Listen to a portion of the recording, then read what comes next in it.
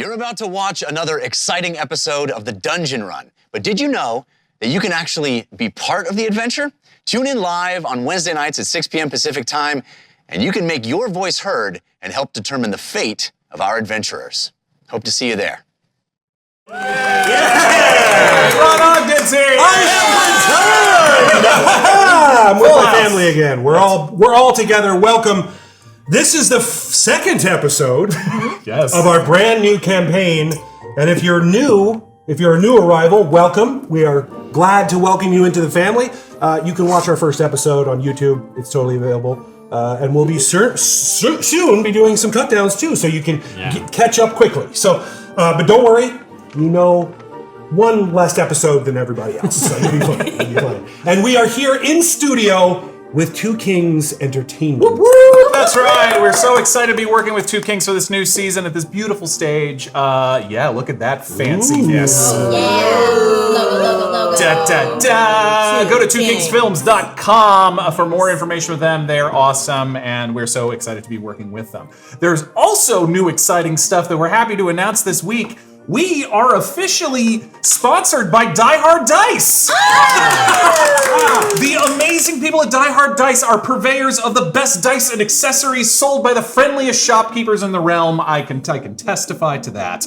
In fact, if you scan around our table right now, you'll see some of their amazing stuff, including these absolutely gorgeous collapsible dice boxes. Look at my box. In green and purple for nature and cosmos. And we also some other dice as well. Now, if you go to dieharddice.com right now and enter the code Dungeon Run, capital D, no space, capital R, Dungeon Run, no spaces, D and R capitalized, you will get a discount. And we're so excited to be working with them. They're some amazing people, and we're gonna have some more stuff coming with them very soon. So be on the lookout for that. Thank you, Die Hard Dice. We're so excited. We love you. Yeah. Speaking of amazing people, do you guys know how the show gets made? What? How does it get made? I'm supposed to ask for. I'm supposed to ask and then wait. That was a legit question. Then, okay. I know the answer. Okay, Jessica. No, you can say it. Okay. Jess knows, but she's holding out on us. We are a Patreon-supported show, and we love all of our patrons so much, and all of our watchers. If you are new, please check out our Patreon, patreon.com/thedungeonrun, where there's lots of cool extra content. The Dungeon Cooldown gets posted there. It's a show we do on Mondays. Jared and I just did one and spotlighted on July 4th. Yeah, we did a July 4th cool down. So that was Tuesday, but normally it's on Monday. Whatever. We're a little loosey-goosey with it. But it's got an update on my character. There's going to be one on every character, so check it out. And there's also lots of other fun perks on there, like merch discounts and special cast secrets and Dungeon Master stat blocks and secrets. Lots of secrets, I guess. You guys released the stat blocks from the fight last week. We sure did. Yeah. Well, we released the Yeti, and then after today, You released the Yeti? Yeah, we released the Yeti. And after today, we will additionally release the Primal Ice Methods and the Primal Ice Elementals. Woo! Yeah. So again, patreon.com/thedungeonrun. Check it out. We love your support and really appreciate it. So one of the things that makes this show special, that sets us apart from a lot of the other shows, is we tell this story with your help. It's all about the interactivity. So if you want to purchase an advantage or a disadvantage for a player, Jessica needs all the help she can get. No, I'm kidding. He's not. We're gunning for it. We're gunning for it. Already throwing me under the bus. There's also Cosmic Yams, Sprouted Potatoes, and Balloons. Not only will you get your name shouted out, but it will also trigger these Force cards, Cosmic cards, and Nature cards that I've been spending far too much time on. As you can tell that I bought colored paper. Yeah, Jeff warned you. Jeff warned you. He did warn us. He did. And you can also make suggestions for those cards on our website. You just click on the Dungeon Run website, and there's Force cards up at the top, and you can suggest whatever you want, and Ron and I will do our best to either tone it down or tone it up. 5 tiers. Yep. Tier 1's going to be the mildest, and Tier 5 is the most insane. And that's going to be on a progressive bar. So the more balloons, the more potatoes, the more yams, the more of these cards get triggered. And in fact, because I was so caught up in storytelling in episode 1, I forgot to read out Ow My Knees, who bought a Cosmic Yam and also triggered a Tier 2 Cosmic card. Hope it's a good one. It is. So this comes to us from Ryan Winters, who's one of our more avid Discord patrons. He writes a lot of really cool cards. Sure does. Thank you, Ryan. Thank you, Ryan. I appreciate you. So we're actually going to do this card right now because I think it's a perfect time to do it. It's called New Season, New Me. Any player may share one fun reason why they chose their character for this season. So why you made the character that you're playing. If you do so, you get one free reroll to use for anything that you see fit. That reroll can be a skill check, it can be a saving throw, Damage. it can be a death saving throw, it can be whatever you want the roll to be. It can be anything. It doesn't have to be something that's advantage or disadvantage based. It could literally be anything. Yeah, so I'd love to start with Katie. Will you read the card? Yes. Katie wasn't paying attention. Katie's very pregnant. She was paying attention to something else. The child kicking inside the card. Now I'm the bad guy. You always were. I mean, you're wearing a shirt that says chaotic evil. I was gonna say. It literally says chaotic No, I evil. heard it, but I want to understand the Yes. first part. No, it's very simple. Any player may share one fun reason One why fun they chose their character for the season. So, any reason why you chose to play Ursula? Yeah, Ursula kind of just reminds me of where I grew up in Washington, and playing a bear reminds me of home, and it felt fun to me to play like a woodsy character. Cool. Yeah, that's my Jessica? Make it fun. Okay. Fun. What's really fun? I love to sing in my spare time, and so I wanted to play a singing character, but I don't know why I'm so averse to playing bards. I've never played a bard. I don't know what it is. So After Katie did it, I mean. I couldn't follow up after that. Yeah, I did something slightly different, so I didn't get compared to her. Yeah. But we worked on it. I loved it. Like now we have a singing player. Yeah. I love that. Kari? Okay. Don't say the same things. Oh, pass. We are both from Washington. This is true. Yeah. I actually can't remember how. It's a mystery. Kari's the only one who doesn't get the advantage from this. I think you like that they don't sleep and they don't age. I think it was if I remember correctly. Oh, I think too. I really also, because I go camping a lot, and I also grew up in Pacific Northwest, so that woodsy vibe of like being able to survive out in the elements is really like, I don't know, it's really cool to me. I just love it. I don't have it. Look, I'm excited there's a ranger in the party. I know. That's where I'm They're at. so Just excited. useful. Oh, that's me. Yeah. No pressure. Please help us. Somebody had to be the tank. No. Fun. It has to be fun. No, yes. I mean, that is fun. No. I am playing Val because, oh gosh, I'm already keeping secrets from the rest of the party. He's so different from James. I mean, that's There he is. I wanted to kind of take James's filter off a little more and allow my kind of snarkier sense of humor out a little more that wasn't very Jamesy. Sure. So I find myself not having to filter more with Val. Oh, Yeah. now we're Yeah. gonna know. Yeah. Oh yeah. So If you can't tell already. double the snark, double the fun. I have to apologize for Val's behavior. I never had to do that That's for not true. James. I'm like, if I do this, it's two rolls me, it's now. Val, it's not me. Yeah. It's my character. I swear I won't do that. I swear I won't do that. Sure. Serena? Yes, hi. I love little adorable weirdos so much. But more than that, I really love the trope of like a tiny hero against like really ridiculous odds doing their best. Yep. So yeah, that's why I like. Yeah. Cool. Thank Free you. rerolls. Yeah. Rerolls for everybody. Great. Cool. And that's Good job. that's how interactivity works. You guys are helping us create this story. So thank you for all of your suggestions. Thank you for all the notes in Discord. Ron and I read every single one of them. Yes, we do. And we're tweaking this as we go. So, it's a work in process. Also, thank you. We got a sprouted potato! Nice. From Doofus McDorkle, which unlocks a nature card, but I've already taken too much time. So we're gonna do that. KoKo is drowning. Yeah, when we get back. When we get back into combat. Meanwhile, Great. KoKo. That's interactivity. Thank you. Lastly, we wanted to give some schedule updates. Yes. Jessica? Yes, so next week is the season finale of Fortune and Fate, or series finale of Fortune and Fate with DM Gabe Hicks, who we love so much. He is chaotic evil and everyone's a big fan. So tune in for that next week with some more special guests. And the week after, which is July 20th, we have a very special surprise that we're not announcing yet, but we've all gotten a sneak peek of it, and it's very exciting. Marvel said we can't talk about Marvel always tells me, you know what? If you just follow me on Instagram, then you might see like a little sneak peek of something that I took earlier. I'm Look, gonna I say work something with a else. table of Tom Hollands. Like, they are giving things away left and right. We are a table of Tom Hollands. it.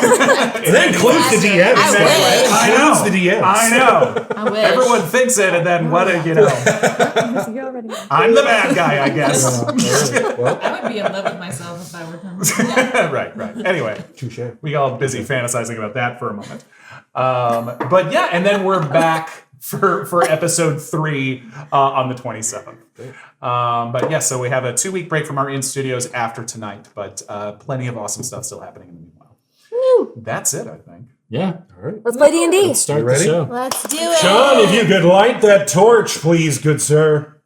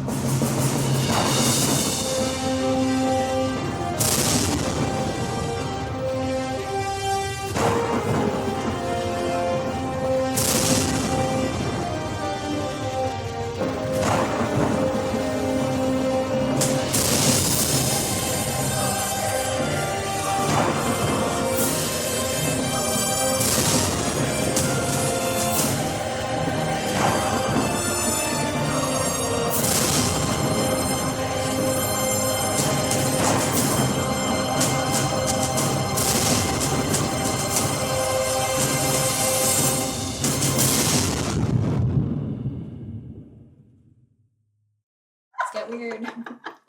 So in our last episode, we started with Saint. Saint was floating up above, 20 feet off the ground, with a billowing cloud of mist pouring out behind her until she fell precipitously towards the ground and was caught.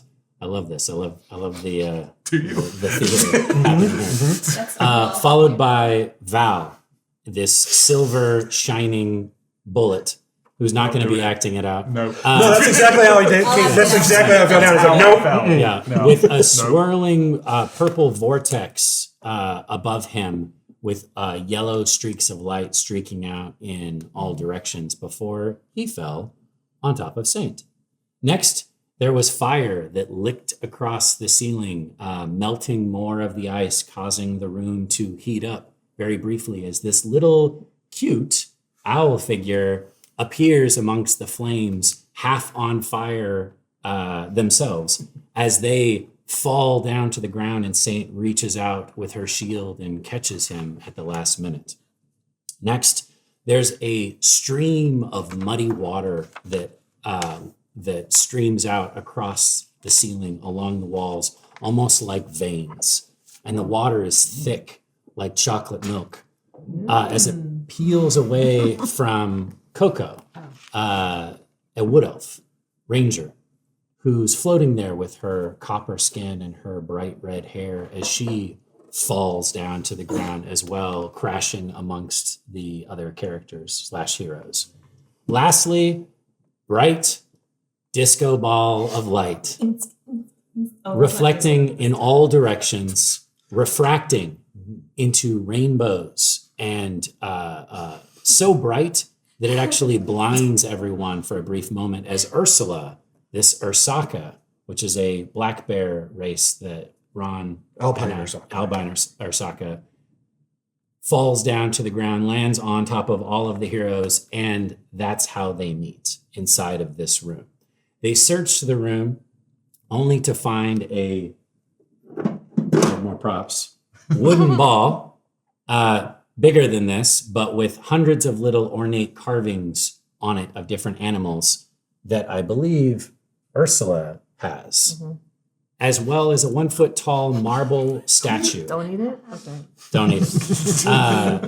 Of Thassia, the goddess of storms.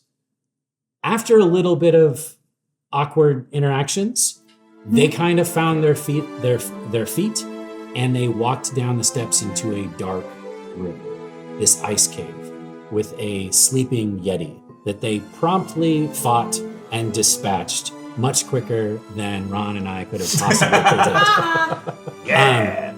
But there was so much more. They moved into the rest of this ice cave, which they have now discovered that they've been magically transported to, and began to see the floor cracking, the water pouring in from all directions. They're assaulted by flying winged ice devils, these mephits, as well as 2 large elementals that break free of the walls themselves and begin to lumber forward in an aggressive manner. The room is filled with frost giants frozen in blocks of ice, a frost giant queen, a large blue alien cat covered in bits and pieces of dwarven armor, a remoraz frozen in a block of ice, 2 dead dire reindeer hung up, down, and they've been bled out, also frozen in this ice. And the last moment that we had in this battle was the ice elementals lurching forward, ripping off pieces of their shoulder, exploding it above their head, and doing a fair amount of damage as KoKo fell down into a ravine filled with freezing cold water. And that's where we're going to start combat, and my co-pilot, Mr. Ron Ogden, is going to take it over. All right. I believe we were at the top of the round, so just so everyone knows, in order, Octavius is first, then Ice Mephits, then Saint, then Ursula, then Valcorio, then KoKo, and then the Ice Elementals. So we are on 23, which is Octavius. Octavius, around you, there has been a little bit of shaking in the cavern. You know the cavern is filling quickly with water, and you last saw KoKo fall into what looks like a frozen river of some sort that is still frozen, but quickly cracking and possibly melting. So it is your turn. You have a brief moment, because I forgot I have to do the nature card that got triggered. Also suggested by Ryan Winters. Thank you, Ryan. Fitting. Crushing it, Ryan. This is called William Tell's Apple Shot. An apple drops from the sky, bonking KoKo on the head. KoKo picks one of the other players to hold the apple while she attempts to shoot it off their body. If she rolls above the target's AC, she is successful and wins a +1 retrievable magic arrow. If she fails, she does max damage. Wait a minute! So KoKo, Tier 1. Yeah. This is a tier 1. Yeah. Okay. Retrievable as in it doesn't return to her. Right. Like she can go pull it out of the body. use it, yeah. Wait, so you... So you get to I don't choose a think player. the retrievable was the part that we had an issue with, just to be very clear. I don't think that's where the reaction came from. So if she beats the AC, she Right. gets the arrow. If she misses the AC, She does we damage. take the damage. Yes. Who has the lowest AC? I think it might be Octavius. I have a 13. Hear me? That's probably Octavius. I'm a 16. Just realize that whatever hit points you're currently at is what you're at. So that's how I'm much. at like 10. Octavius is also the most messed up. No, I am. Oh. I'm not dead. While you're thinking of this, we have balloons. Yay! And by the way, KoKo, this is your choice. You get to decide who You you're do shooting. whatever you want. Aelvar and Sitar. Thank you. for those Thank guys. Wow, this is a really stressful way to start the show. Okay. So Wait, you, so, here for it. so group consensus is that it's well, you want to shoot somebody who has the weakest armor, Potentially, You need to hit. strategy-wise. You need Yeah. to hit. Yeah. So you just Which have is- to roll over a 13 if Right. you're gonna. And with your bow, you're a +5, so you just need to hit an 8. So. But we probably have the most hit points. So, but because if and you we miss, won't die. I'm probably KO. And your max damage is going to be What happens when 11. somebody dies here? Oh, I just pass out for a little bit. Yeah, that's fine. It's totally cool. It's totally great. I didn't know. I have That's how Did it they just starts. disappear? well, I have to roll like a death saving throw. Yeah, and death If you I- want to fire Yes. Serena, now would be the time to No, say I know. you have so much power. All right, Coco, no pressure. But who is it? Are there any I'm volunteers good. tribute? Baby, I'm good. You can go ahead. I think I believe in you. I believe. I Oh. believe. I just believe that you're Yes. gonna do it. I love it. I love Wait, it. does she have advantage? She does from Hadrian X. Look at that. Thank Okay. you. I believe in you. So you just need an 8. You're not gonna kill me. There you go. So you have a +1 magic arrow. There you go. That you can just get back. And Yeah. As whenever. long as you can Yeah. pick it up. If you shoot it into something and it runs away, then it's gone. All right, Otto. Coco hands you an apple. You put it on your head, and she shoots it right off. And the apple imbues a little bit of magic on the arrow, and it is your turn. God. Okay. So after all of that, Coco is still kind of in the ravine. She did all that prone. I know. Yeah, It's just crazy. so In a ravine. impressive. In a ravine. Yeah. Yeah, Really truly I should have given her disadvantage. You know what? Let's roll again. This is where I go, no, Joseph. Sorry. We like Ron better killer so instinct. far. Also, I would like to point out, we are wearing some fine shirts here. And if you have not yet noticed, mine says neutral evil. And Jared says chaotic evil. I disapprove. So, keep that in mind. Wait a minute. So, Otto, what would you like to do? Okay, so Otto, I'd like to make a plea to the air methods. Okay. Otto, from behind the rock, shouts to the air and says, Admirals of the air, arbiters of the sky, hear my plea. The bigs always mess with the smalls, and I point at the big ice. Protect me, and I will protect you. All right, roll a persuasion check. The pigs always mess with the The bigs always mess. The ship. Yes, sorry. No, you're fine. I was so drawn into advantage from Robbie C21. You persuaded Jared, if nothing. Yeah, I was convinced. Yeah. Okay. Persuasion. That is a 14. With flying colors, you pass as the ice method up on the top there kind of looks in your direction and goes, "Yeah, the bigs do go against the smalls," and begins to breathe air breathe icy air into his own hull. I'd like to use my bonus action to dash towards Coco to ready helping them. Okay. Go ahead, when you do that, make a dexterity saving throw for me. It's very slippery, and you don't realize that it's very hard to tell, but this ice also has a thin layer of water on top of it, so as soon as you put your foot on it, it's like, whoa! Yeah, But you're an owlin with some claws, so yeah. Can Coco be reached from either side? I think it seems that she's probably about 5 or 10 feet in the center on either side, so we'll have to at least be adjacent to her to help. Do I have advantage? Yes. City Racing Girl. Thank you, Nice. girl. Oh, oof, I sure needed that. And you said just straight dex, right? Yep. Oh, 22. So you're able, as soon as you step on the ice and you feel that it's slippery, those little claws dig into and start to scratch your way over to Coco, and you can make your way over there easily. In fact, you have enough. You dashed on your bonus action. Mm-hmm. Yeah, you probably have enough to even help her, so she doesn't have to lose half of her movement in the next turn. I would love that. Yeah, perfect. Anything else? No. All right. Next is ice method number 1, which is the one that Otto has so successfully persuaded to be a part of her team. And it flies above the ice method that's in front of Valcorio, breathes, takes that frozen ball that he's breathed into his own hand and literally just drops it on top of the ice elemental. Wow. The ice elemental makes a dexterity saving throw. And Do I need to since I'm right next to it? let me see. Not that I'm It's everything within 5 feet. Yeah.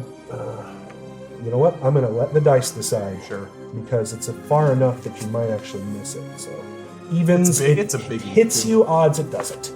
It does not. Yes. So it drops what looks like a frost grenade that shatters into tiny slivers, clinking into the ice elemental. And since it does slashing damage and not cold damage, it's a full effect. Whoa. So All right. takes 1 damage.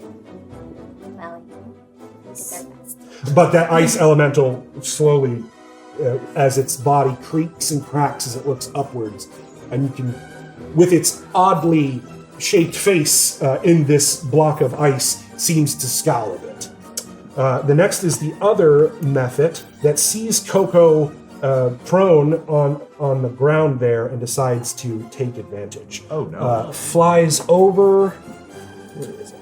There it is. The one Yeah. on top? Yep. The one on top there flies over to KoKo. Don't be a jerk. What? Even after that speech? What are you doing, bro? It's still up quite a ways, Okay. but it's above the bridge, but it's up. And it takes a swipe at her with its claws. Ah! It's not going to be able to. Oh reach no, that. it can't reach there. Yeah. Okay, so then it I mean, will. it could probably dash and get down to her. If you wanted to do that. No, I don't think it will dash there. It will, however, frost breath. Make an dexterity saving throw, please. This is KoKo. KoKo. Me? Yeah, KoKo. KoKo, you have advantage from Fail Waffle. Oh, thank you. Actually, Octavius, that will also include you. Oh no, what is it? What am I doing? Dexterity saving throw. Oh yeah. Octavius, you have advantage from a jar full of bees. Thank you, a jar full of bees. Oh, what did I need? Dexterity saving throw? Dex saving throw. What? Well, you tell me and I'll tell you if you failed or not. That's a pass. You have your rerolls, remember, too. Also a pass. Yeah, you do also remember everyone has one free reroll. reroll that they Thank can you. use for any reason. Give that ice method a glare because you just gave it a nice speech What and it the said heck? it agreed and then it attacked you immediately. Each of you still take half damage, which is 1. Because I can't roll this evening. Thank you. I think so. And the method landing on the ice bridge above you, and a breath of ice comes out of its body, slamming into both of you. I forgive you. This is the other one that you did not persuade Yeah. and seems to not care about sizes. Next is Saint. Okay, so the last thing Saint did was she tried to use her warhammer to crack into the ice and release the ice shaman. We found out that it didn't Frost work. giant, The yeah. frost giant didn't work at all. Didn't work at all. So Very large block of ice. Very small one. my warhammer is mighty. But not compared to that icicle. All right. So she also sent her spiritual weapon, which is her sparrows, over to the ice elemental, and they didn't do much, but she's gonna keep trying. So she runs over to closer to. Can she get onto the bridge? She has 35 feet. Yep. You can just barely. Okay, and she's within 30 feet of. This is Otto and KoKo. Correct. Okay, so she's gonna use her action to cast. She's gonna channel her divinity, one of her homebrewed divine domains, which is called Storm's Herald. And just to describe that for everybody who hasn't heard this before, as an action, you present your holy symbol, and any amount of creatures up to your proficiency modifier within 30 feet are granted a boon. So it'll be you two. Nice. This boon offers the creature the choice of an extra action, bonus action, movement, or reaction that must be used before the end of your next turn. Nice. My next turn. So you have an extra, basically anything that you want to use. That's amazing. Yeah. Thank you. You're welcome. So her holy symbol is her voice. So she's like, oh no, KoKo fell into a ravine. I must intervene. Go, it's far too cold. I shall grant you a boon. And from around your feet, small swivels and swirls of air begin to move around, and you feel faster. It feels as if you have been invigorated with a magical speed. And then she goes, "It's all right, to her sparrows. Just try it again." And uses her bonus action to send the sparrows once again towards this ice elemental here. Sure. The one that you already attacked. Yeah. Got it. Yep, so I'll just roll a hit. Yep. Oops, I rolled 2. Do I have advantage? Yes, but it's canceled. So, advantage from Gateway Guide, disadvantage from this just 10. Wow. I know both y'all in real life. Okay, that's a 14 That hits. to hit. Oh, okay, awesome. And that's a 1d8, I believe. So I'll roll that. Plus my spellcasting. Aw, I rolled a 1. Plus Wisdom. my wisdom, Modifier. Yep. which is a +3. So 4 total. Yeah, they tried. Your sparrows swoop in, following the command of your voice. And though they don't seem to be doing too much damage to it, sure enough, those little pecks and scrapes of their claws are dropping chunks of ice off of this elemental. Very good. You're doing so well. I'm so proud of you. All right, it's our lovable Ursula. Okay. So is KoKo getting helped out of the water then? It does look like that Otto is Okay, so that's successfully taken, helping. That's taken care of. Great. She is still dripping wet, though, Yeah. so there's going to be some issues with hypothermia at some point. Right. Well, I can't do anything about that right now until she gets out. I know. Great. Just giving out information. And just to be very clear, there are streams of water all over the cavern falling from the roof. So it's a miracle that not all of you are soaking wet yet. Sure. Right. And these ice methods, it looks like they don't want to go into the water. They can fly, and I think they're just using that as a natural, like any flying creature. They're just using it to keep out of range. Okay. So Ursula's pretty hurt, and Aren't you prone? Yeah. Oh. I think Because so. you've fallen down. Yeah. Yeah, I'm on my back. So, Half your movement to stand. yeah. I'm definitely gonna get up.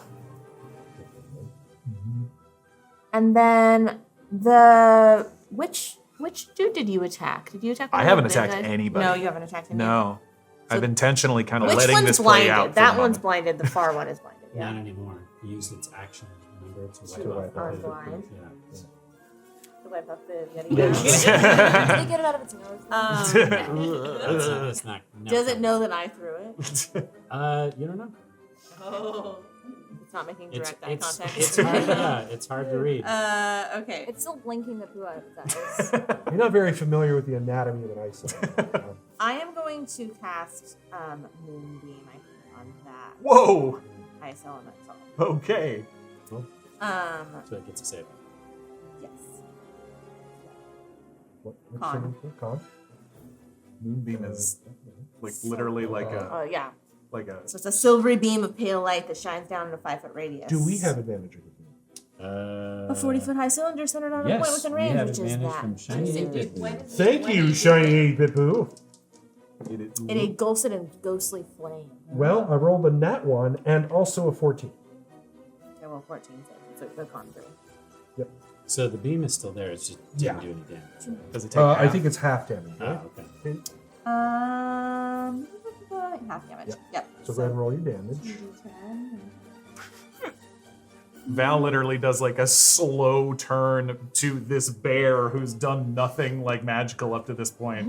As literally Ursula just Summons the power of the what the heck is going on? The power of the moon inside of a cave. Really well. I rolled a 10 and a 7. So. Oh, great. So 17. 8 damage total to Wow. our second.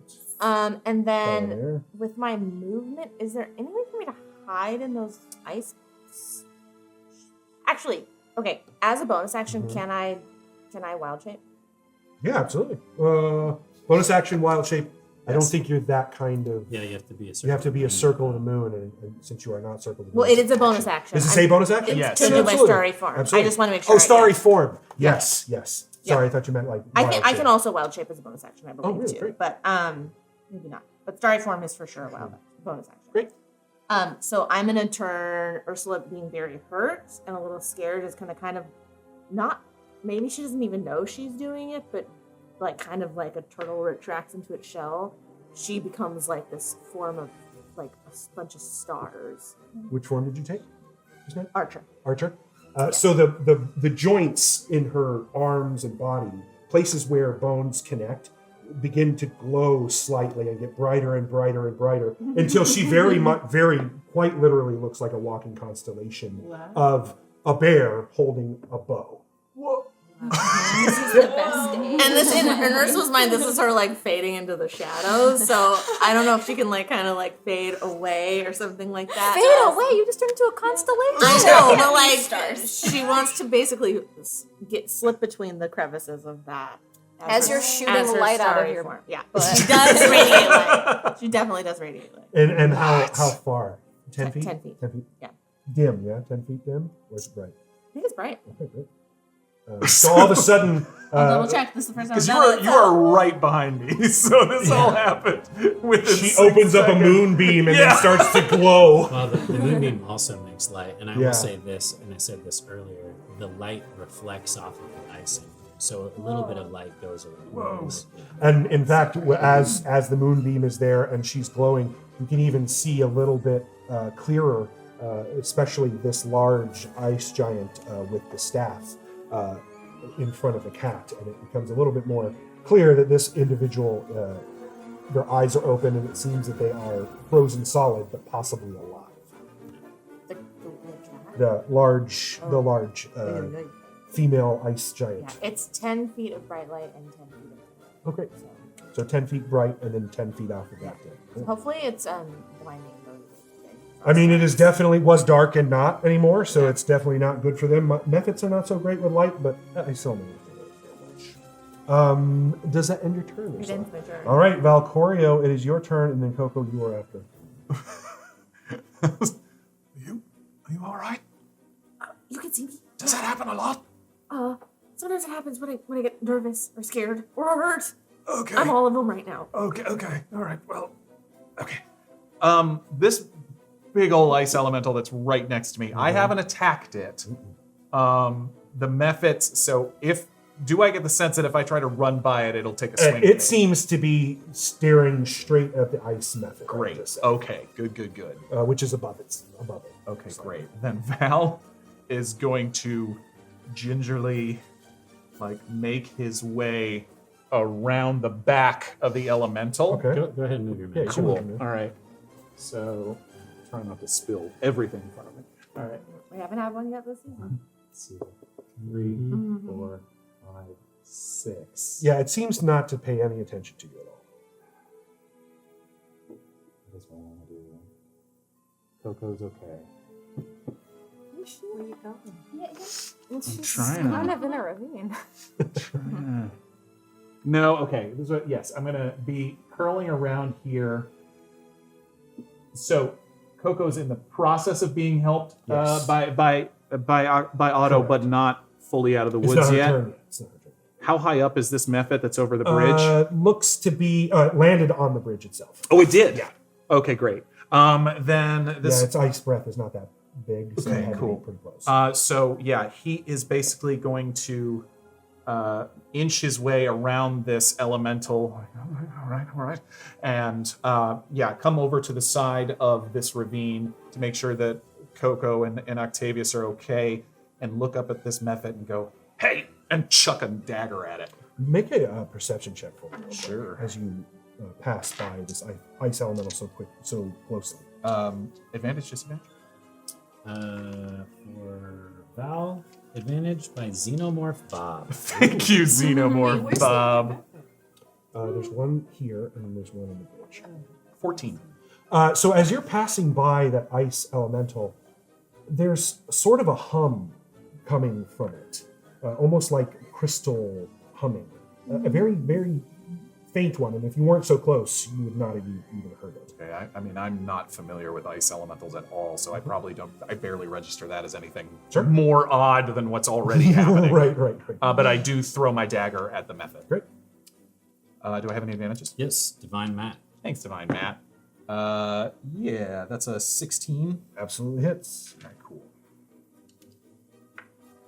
For 7 damage. 7 piercing damage.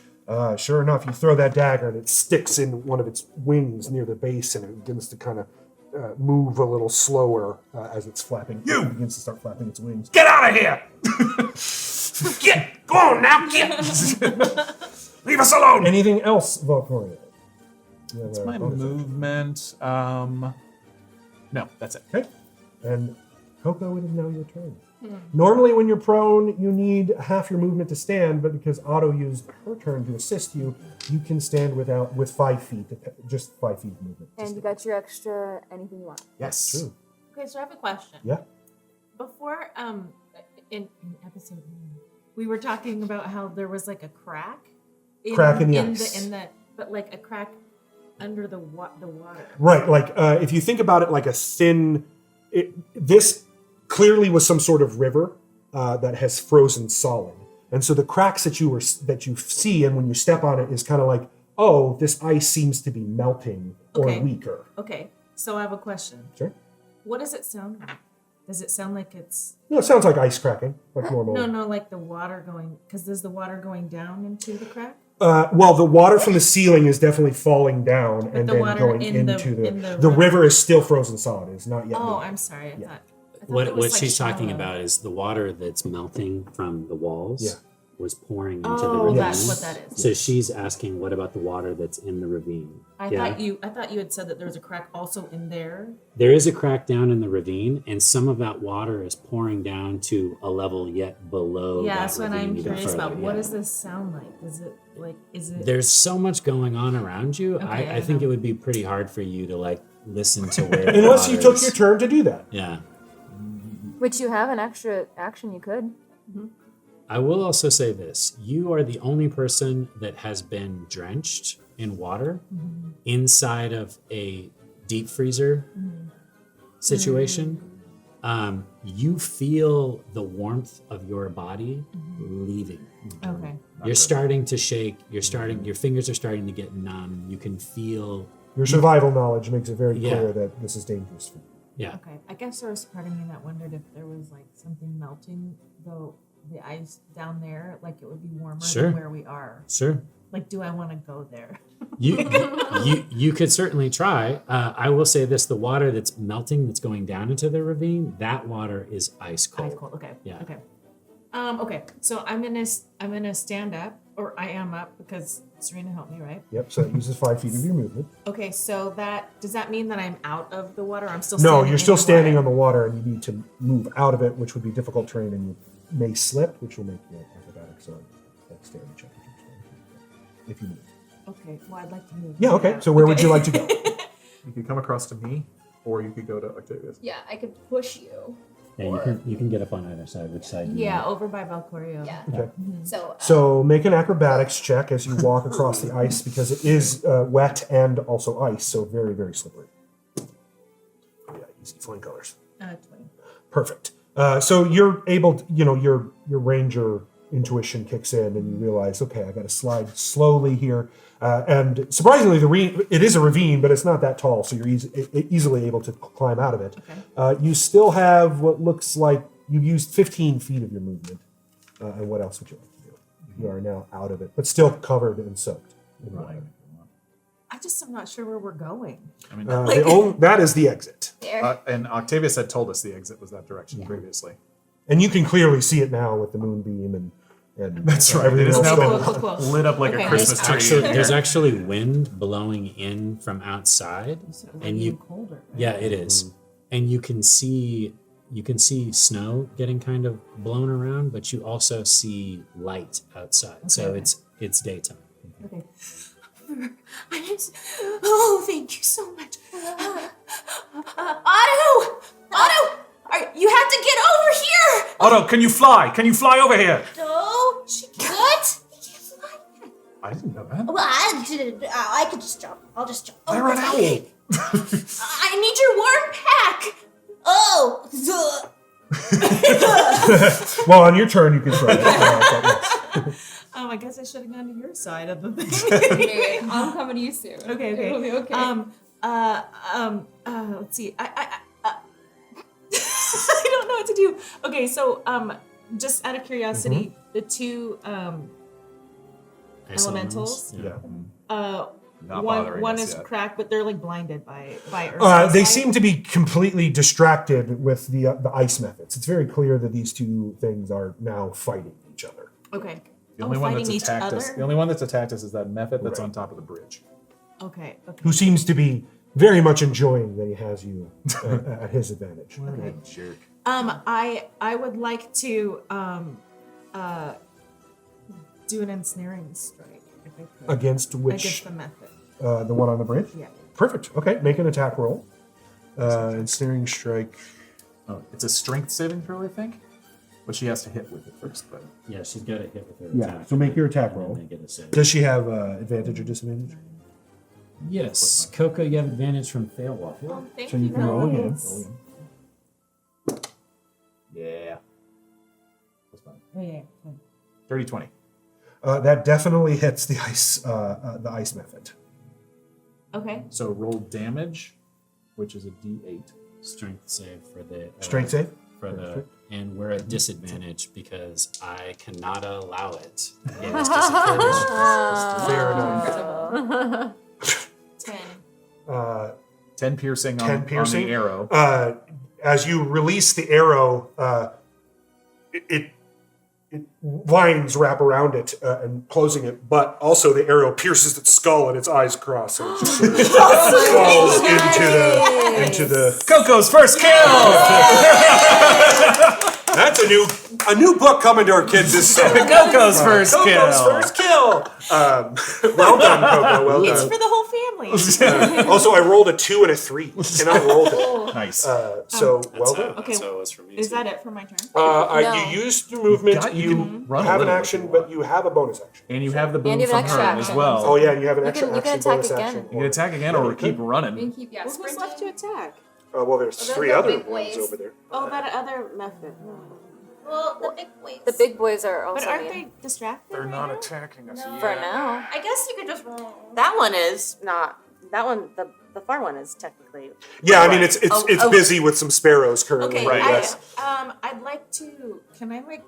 I know since here. Can I use my rope to tie it around his ankles? To tie around which the large ice elemental? Yes, the large. Absolutely, you could Okay. do that. I think that would probably take more than a bonus action. She's got the But boon of the But you do have the boon, so you could use that action Okay. to do it, absolutely. You have some movement left over, so you could certainly get over there. Go ahead and make a sleight of hand check.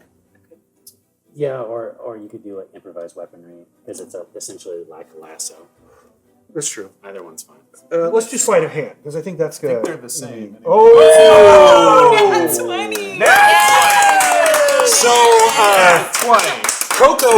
KoKo, that air that's swirling around your feet seems to pick up a little bit, and almost as if you're walking on air itself. And as you slide over to the ice elemental, your speed picks up, and almost to the rest of you, it's very kind of jarring to see her around the ice elemental. And sure enough, with your 50 foot of silk or hemp rope, Probably. Yeah, probably have.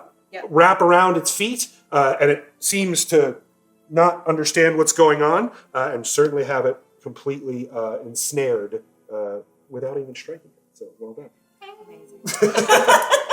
All right. Thank you. Does that complete your turn, KoKo? I don't know, does it? I think that's it. I think you're out. You Yeah. attacked, So- you rope, Yep. you lassoed, Okay. you held your own rodeo. call it. Okay, Yeah, no, I'm good. All right, so next is the Turn ice well elementals. The first ice elemental, which is the one that KoKo just wrapped rope around its feet. You all see that there's a little bit of water, a stream of water falling from the ceiling and hitting it on the shoulder. It holds its hand up to the water, and you see its arm grow in length closer to the ceiling, and its hands swoop down and try to grab the ice method that's floating above it.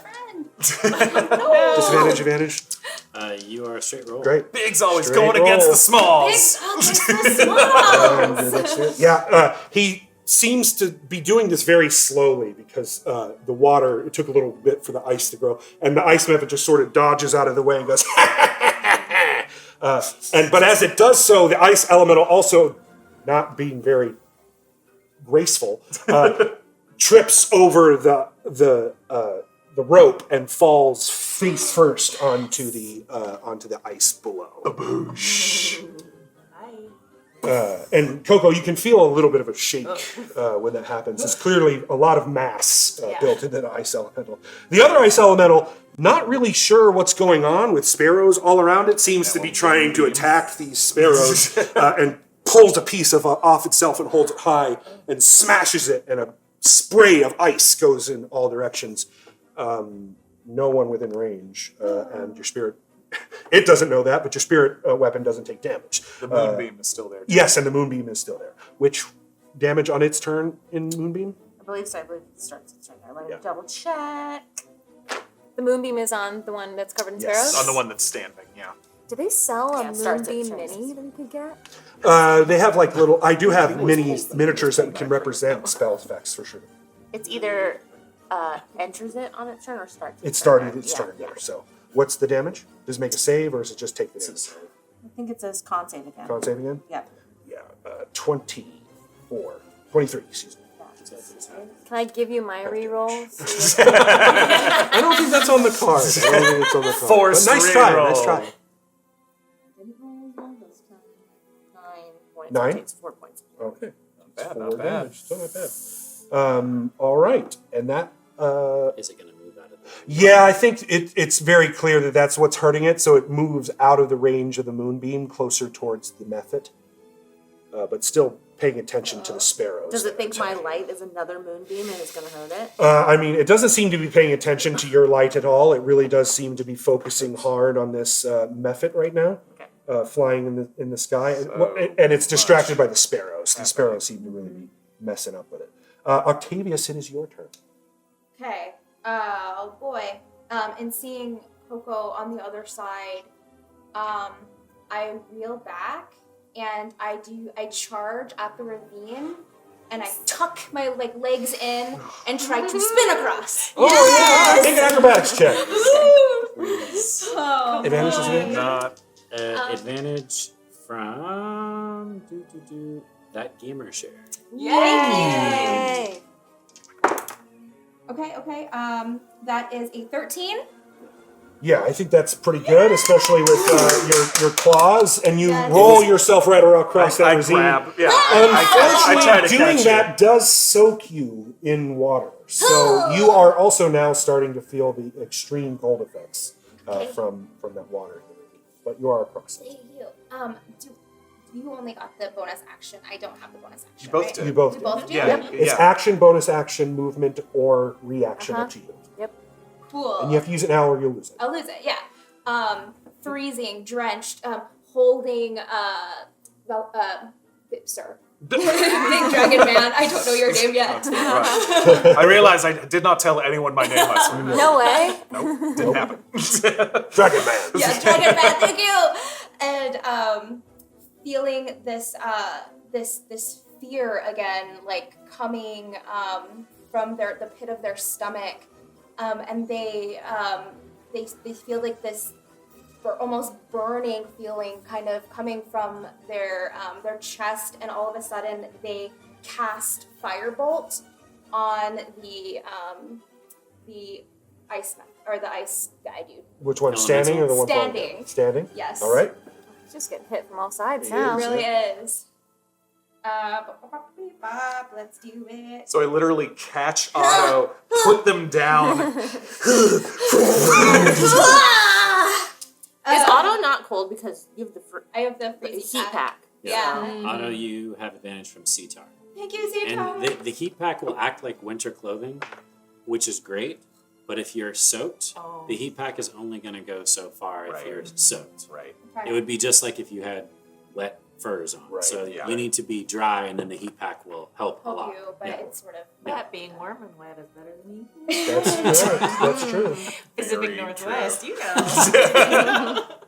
I had a 22. That definitely hits. Nice. And then I do 7 plus 3, 10 points of damage. Oh, nice.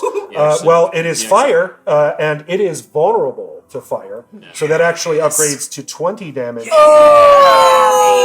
And in fact, part of its body sort of sloughs off, kind of like a glacier melting, and just sloughs off to the side, and it looks down sort of in what you can only imagine as a bit of confusion, as it then turns its glare to you. I'm going to use my bonus action to run! Running towards the exit! Right. Around, I'm assuming. Yep. What's your movement? 30? 30. There you go. Okay. All right, it is now initiative level 20, and a layer action goes off. Not another one. Indeed. Everybody make a dexterity saving throw as the cavern begins to shake and rumble. Having I that already did intelligence. those. Yeah, Okay. Yes.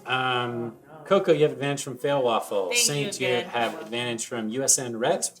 Countered by this just then. Oh! Valcorio, you have advantage from AG McLeod. Thank you, Agent Otto, you have advantage from the Wookiee King.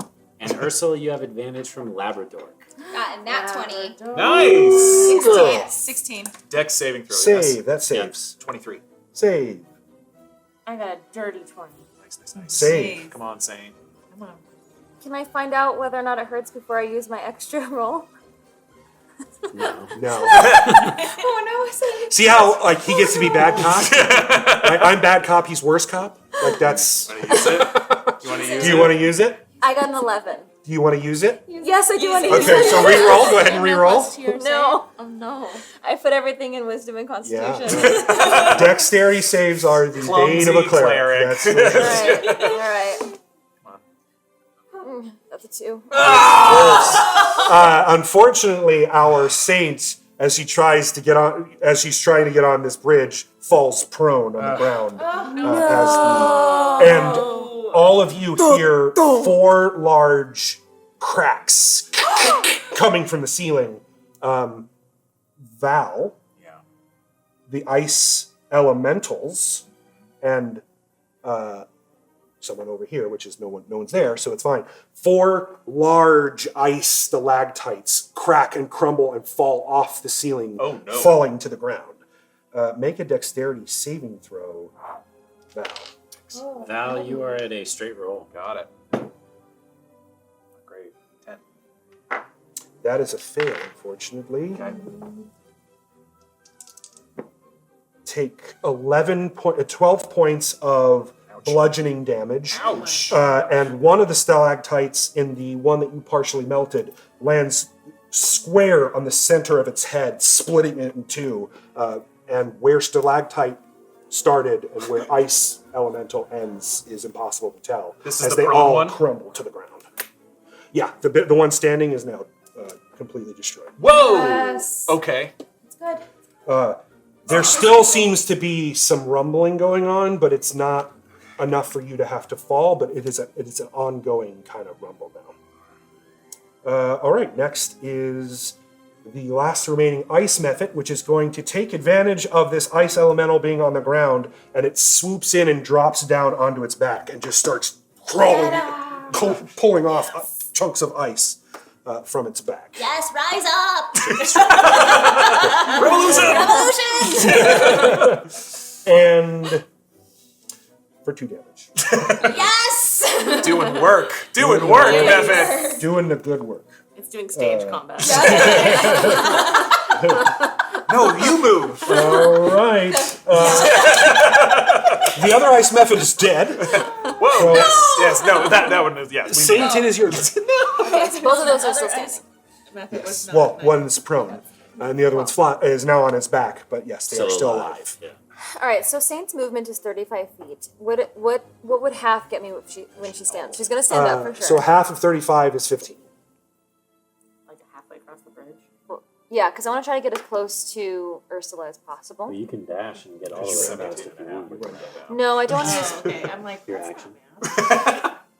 I don't. I don't use my action. Okay. I'm sorry, I'm trying to avoid. Yeah, for sure. So, can I reach Ursula from where I am, or is she too far away? No, she's too. I mean, she's like 10, 15 feet from you. Oh, Can you heal a you're also constellation? you're also crossing the bridge. Oh, How much do come you weigh? on. Ron!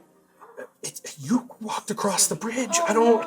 I'm a very What is your weight? light and lithe 200-ish pounds. 200-ish pounds. You're lucky. That's not enough to actually make any problem. But you do need, if you're not moving, you only moved half speed though across the bridge. No, not half speed. I only had half my movement though. But that would mean you did half speed then, so you don't have to make a dex check. Okay. Yep. Okay, great. You're perfectly with it. All right, so Ursula will yell to, Saint. Tell me what I'm saying. Ursula. I'm ready. I'm playing your character. New and you can characters, play new me. characters. Can you go for me right now? Yeah. Ursula, I'm coming. Just hold on a moment. And she'll cast Healing Word. Use your bonus action to cast Healing Word on Ursula. Okay. So that is how many? 1d4. 1d4 plus your spellcasting modifier. Okay, so you're gonna take 6 points of healing. Thank you. And then I don't really ever use crossbows or haven't in the past. Does that require an extra action, or can I just use it as a weapon? You can use it as a weapon, but it's loading, so you have to load it before you can fire it again. Ah, okay. But it would probably be loaded, right? Right. Because you haven't Since you used haven't it yet. used it, it would already be loaded. Oh, fantastic. Okay, so she'll take out her light crossbow, Great. and she'll.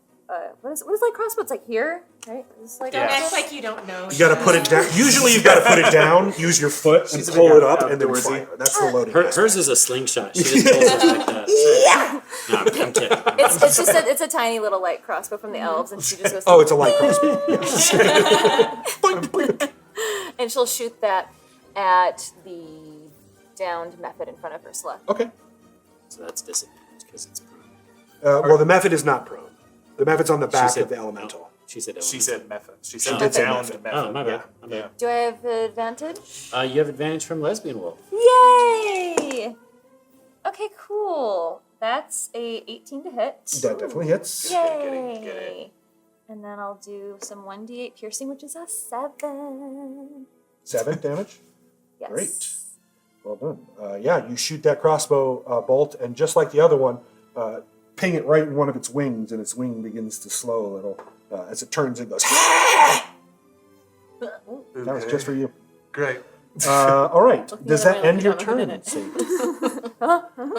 It actually looks at Ursula and does that because it's the direction it came from.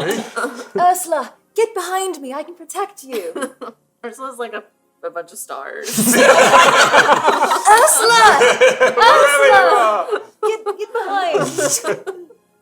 Does that end your turn, Yes. Saint? All Ursula right. gives a big starry thumbs up. Ursula, it is your turn, and after that will be Valcorio. Okay. And everyone's running to the door. But Saint. And that method is not in front of you, it's on the back of the downed ice elemental. But it's now like Wounded. wounded, looking yes. at And me it looked at you like and hissed I did because it. something shot it, yeah. okay, then I'll move Moonbeam over to it. Okay. Oh, wow, that's going to Probably get get both both of them, of them, yeah, actually. right. So, Yeah. well done. They'll both make Concept. con saves. Straight roll for us, yes? Skadoosh. Yep. Great. So, for the ice method, its con save is an 8. Fail. That fails. And for the ice elemental, I rolled well for that, is 22. So that the ice take elemental half. only takes half, Okay. and I only rolled. Okay, I rolled. Plus 1. So I rolled 10. So the ice method takes 5, and the Ice method takes full 10 because it failed. oh, sorry, The the method elemental takes full 10. The Elemental. The elemental takes 5. That as the moonbeam rolls over both of them, you can hear a hissing sound as some of the ice begins to melt, and the method itself just dissipates into steam. Jeremy! Oh no, he had a name. Never name your monster. That's voice. that's happened in this first season as well as the second season. So Voice from a long past. Many methods of names that are long gone. long gone. And Saint looks okay on the bridge? Or does the bridge Yeah, I mean, look, the bridge looks very precarious. It looks like it's cracking and it's wet. Okay, then but Ursula's she gonna seems- just take her movement and reach back and grab Saint's Oh, great, yeah. hand. Perfect. So she can kind of help pull her across Okay, the bridge. So Totally to make valid. sure that she doesn't fall in the icy water, there's another one of those lair actions. Like this. Except your stars, Katie. Your Except your stars. Your stars. Stars. Turn your body into stars, More Katie. stars. Be stars, Katie. Be stars. So good. That's about how well. Yes, that's about how well it goes. Yeah. You're incorporeal. This is what we call quality entertainment. Quality entertainment. Well done, ladies. Valcorio, it is your turn. What did you go? Valcorio. Okay, yeah. Lots happened. And he just took a stalactite to the head. So I'm going to use my bonus action, Second Wind. And just basically, and like kind of rip off a rag and kind of wrap it around like part of his head, and take 1d. Thank you, 1d10 plus. I love 3. that his second wind is Rambo style. 9 points of healing from my Second Wind. That's a nice little fightery thing. Seeing how does that elemental's taken a lot of damage and is not looking great. Yeah, it is right? not looking great. It's, All it's taken chunks. It wasn't made clear before, but when it takes a chunk from itself, it's hurting itself to do that. Oh, Okay. wow. Val is frustrated and is just going to stride up, and this thing is prone, so I am going to just right into its back. You're already at advantage because you're attacking a prone creature, so Right. you don't have to worry about. Thank you. Okay. Yeah, I'm going to as soon as it's done. That's a 19 and a 1. That's a 24 to hit. That definitely hits. For 10 points of piercing damage. All right, great. Not dead yet. Not dead yet. Action surge for another one. Basically, so yeah, he takes this and just and then like waits a second and and then another one to finish it off. I love stabbing a rapier into an ice I elemental. know it probably looks very strange. Not as good. 13 to hit, even with advantage. No, that misses. The second one, out of my frustration, just slides off the ice. Probably, I can't get a good. It's just sort of, I can't get a good I am hold right on up it, next just to it get now, into though. That was not all my movement, though. Yeah. If it's not dead, no. Yeah, I'll back off. I'll back off and be afraid that I angered it, and stand over. That will take an attack roll chain against you now that you attacked, but it's prone and tied up, so it'll get disadvantage. Kind of tries to kind of just swing at kicks me. at the Yeah. No, it misses unless Nice. a Dodge out of the 12 hits your AC. No, thank goodness. Yeah, I dodge out of the way. It tries to slam its fist at you, but clearly melted with a moonbeam on top of it slightly and wrapped in rope at its feet. Can't really reach you all that way. Right. Is that your turn? That is my turn. We have a Cosmic Yam! Yeah! Which is from Ariok of Chaos, which is Okay, a nice. perfect name for this show. That unlocks a Cosmic card, Tier 1. The Cosmic card is it's from the Cosmic Lord. It just gets better and better. And the name of the card is Vampiric Sacrifice. The player with the least hit points sucks the life force from the ally with the most hit points. What? Healing themselves but harming another. Roll 2d10 and gain that much HP while the ally takes that as damage. Okay, Ursula, what's your hit points currently? I'm now at 11, so Anybody I'm lower than 11? I'm at 24. Wait, nine? Otto's at 9. 9? Yes. 9? So you're going to you're be the lowest. sucking the blood out of Val. I have more hit points. Oh, you have more than her? Wait, Oh. how many do you have? 25. 27. You have 27? Oh. The tables have turned. The tables have turned.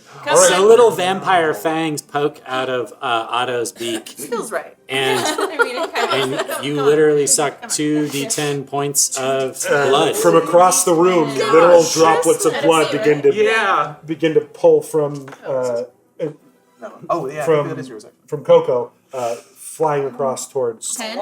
No. She's gonna tell you how much. No, that is 14 points of 14. damage. Take 14. You gain 14. I'm sorry. I don't know why. I went like this. I'm just drinking. It's okay, baby. It's okay. I'm gonna go to sleep soon. I'm gonna take a nap. In this moment, I hand her my heat pack. Cool. And we go back into Yeah. initiative. So now it is KoKo's turn. Okay, I have a quick question. Sure. Okay, when you turned into stars, Yeah. wasn't that a good thing? Because did she heal you for some reason? Because she was. I was Ursula was hurt. pretty messed I got up. hurt. Okay. Last show, yeah, I got Oh. hurt quite badly. I was like, I don't know. Yeah, no, That's it wasn't bad. because of the stars. Okay. The stars were Ursula's reaction to being injured. Oh, I see. Okay. So, let's see. Elemental's right next to you, still alive. Yeah, so they're pierceable. So can I I'm gonna take my 2 short swords and start hacking them. Yeah. All right, yeah, go ahead. Make your Make an attack ice statue. rolls. So, advantage to Ice KoKo, sculptures. KoKo, you have Yeah, advantage on your illusion. first attack by City Racing Girl, but countered by Fail Waffle. Ah. And then your second attack, you have advantage from a jar full of bees. Oh. Were they covered in dirt this time? Jar full of Okay, bees? yeah. Yeah. 18 on the first. That definitely hits. Well, That's And you get to roll advantage that on one, you the can second roll one it twice. Oh, So, okay. 12? Well, that misses. So You also hit have your on the extra first. rolls. Everybody has their extra Yeah, the rolls. rerolls. True. Wait, so yeah. 18 doesn't count? No, 18 the first one. I said does. eight So, for- oh, that yeah, was the 18 first is one. Okay, I'm roll. gonna reroll. Okay. Do it. That one. The rerolls are not going great so far. 1. But you got 1 hit. Yeah, So you roll, did get roll one a hit. d6 Okay. and add 3 for damage. And a d4. Oh, and a d4 5 plus, you said 6? plus 3. Plus 3. three. Oh, And now so we 8. roll a Add a d4 and add a d4 to that. The little triangle. Caltrop. There you What did you call it? Caltrop. Cow what? A caltrop. go. Caltrop. Oh, it sounds It's like a like sharp thing cow. you stick up, Yeah. step on. 10 damage. 10 total. Great. Yeah, you stab it once, and you try to stab it with the other one, and that one you miss, but lodge it into the ice below you. So it's actually stuck in the ice. You're gonna have to make a strength check on your next turn. So to remove none it. of the isn't there something special when I use my short swords? That was the d4. Oh, The that extra was d4, That's right, yeah. that's correct. Your Fey wins. But when you do stab it, it sure enough pops off a chunk right off the top of it, and it looks How very big damaged. is the chunk? Fairly large, Okay. you know, fist size. Your Okay. fist size. All right, next is the primal ice elemental. Surrounded, it's going to take its turn to rip the rope off of its feet, and you can make a strength check for that. Do you want me to get up or no? Hold on, let me see, make sure he breaks out of the rope. You could have moved. Do you want to run for it? Roll tonight. Yeah. KoKo was going to run sorry. for it. Oh yeah, go ahead. Oh, Yeah, sorry. absolutely. I'm gonna run away. Okay. Okay. It had already taken its attack of opportunity this turn, so you're That's fine. right. Yes, yeah. It used its reaction It against already me. used its reaction. So, do you want to come to us Yes, or I do. where? Okay. And you have 35 feet of movement, right? Yeah. And I'm gonna. Otto, now you can hand her the. Ursula, Saint, come on! We have to get out. There you go. Yeah, so the ice element begins You see tearing. us attempting to hold hands, but it's not working. Yeah. Stop trying to hold hands with stars. Isn't that that's like a don't go chasing waterfalls. Don't hold hands with stars. The ice elemental begins to kind of start ripping at the rope, but because I can't roll, it seems to have no effect on you really tied that thing up really well, so it she can't, got 20'd it. it can't I'm seem not to, really tired. to pull the rope free. That's its turn. Also, it took moonbeam damage already? Did not, so go ahead and let's make that con Finish save. it. Yes. Con save of 14? 13. Okay, so it takes half damage. Okay, so that'll only be 5. All right, 5 damage, and that is its turn. Top of the round, Otto. Boy, there's so much happening. Not understanding what. You'll get used to the hiccup. Look at that face. I think that the only thing really to do is Otto looks at Valcorio and KoKo and said, puts out their hands and says, "It's time to go!" And I'm gonna try to run. pulling them along. Yes. Okay. Make a strength check. I'm not resisting. I'm KoKo, are you certainly resisting? letting myself. And the floor is Although icy. you have advantage from Angel Devils. And the floor is icy, so this is totally makes sense. Okay. I'm into it. Oh god. Okay, doesn't count. It's gone. New dice. No Oh dice. wow, nice. 19 and plus Strength. You strength, so dirty 20. Dirty 20 is certainly enough to pull two people. I'll give you, let's say, 15 feet. You can move them 15 feet. We'll get half your movement. Like you a guys can tiny move. penguin, just like Yeah. come on, guys! Really digging in with those claws. claws, you know, pulling them across. So you guys can move yourselves 15 feet towards wherever you want Can to. you move me, please? Yep. I can't reach. That's pretty much your turn, right? Action and move. Mm-hmm. Okay. Only that far. You have a bonus action. Oh, I'm going to use my I'm going to use my bonus action to dash Okay. towards the door again. Okay. So I pulled them, and then I'm running. Yeah, you wouldn't be able to pull them anymore. Yeah. You can dash yourself. And it would make sense because I would want to get to the door first to make sure that it's a safe door. Yeah, for sure. Sure. Absolutely. When you get to the door, you do see this area right here that where I described in session 1. The ice has broken away in big bowling ball sized chunks, Yeah. and you see large tracks leading out the door and down the mountainside. Ugh. Yeah, They're pretty obvious. yeah, You know, you they're have to look huge. for That's them. why I'm telling you and not Yeah. making you roll. Yeah. They're They're huge. really big. Yeah. Okay. Yes.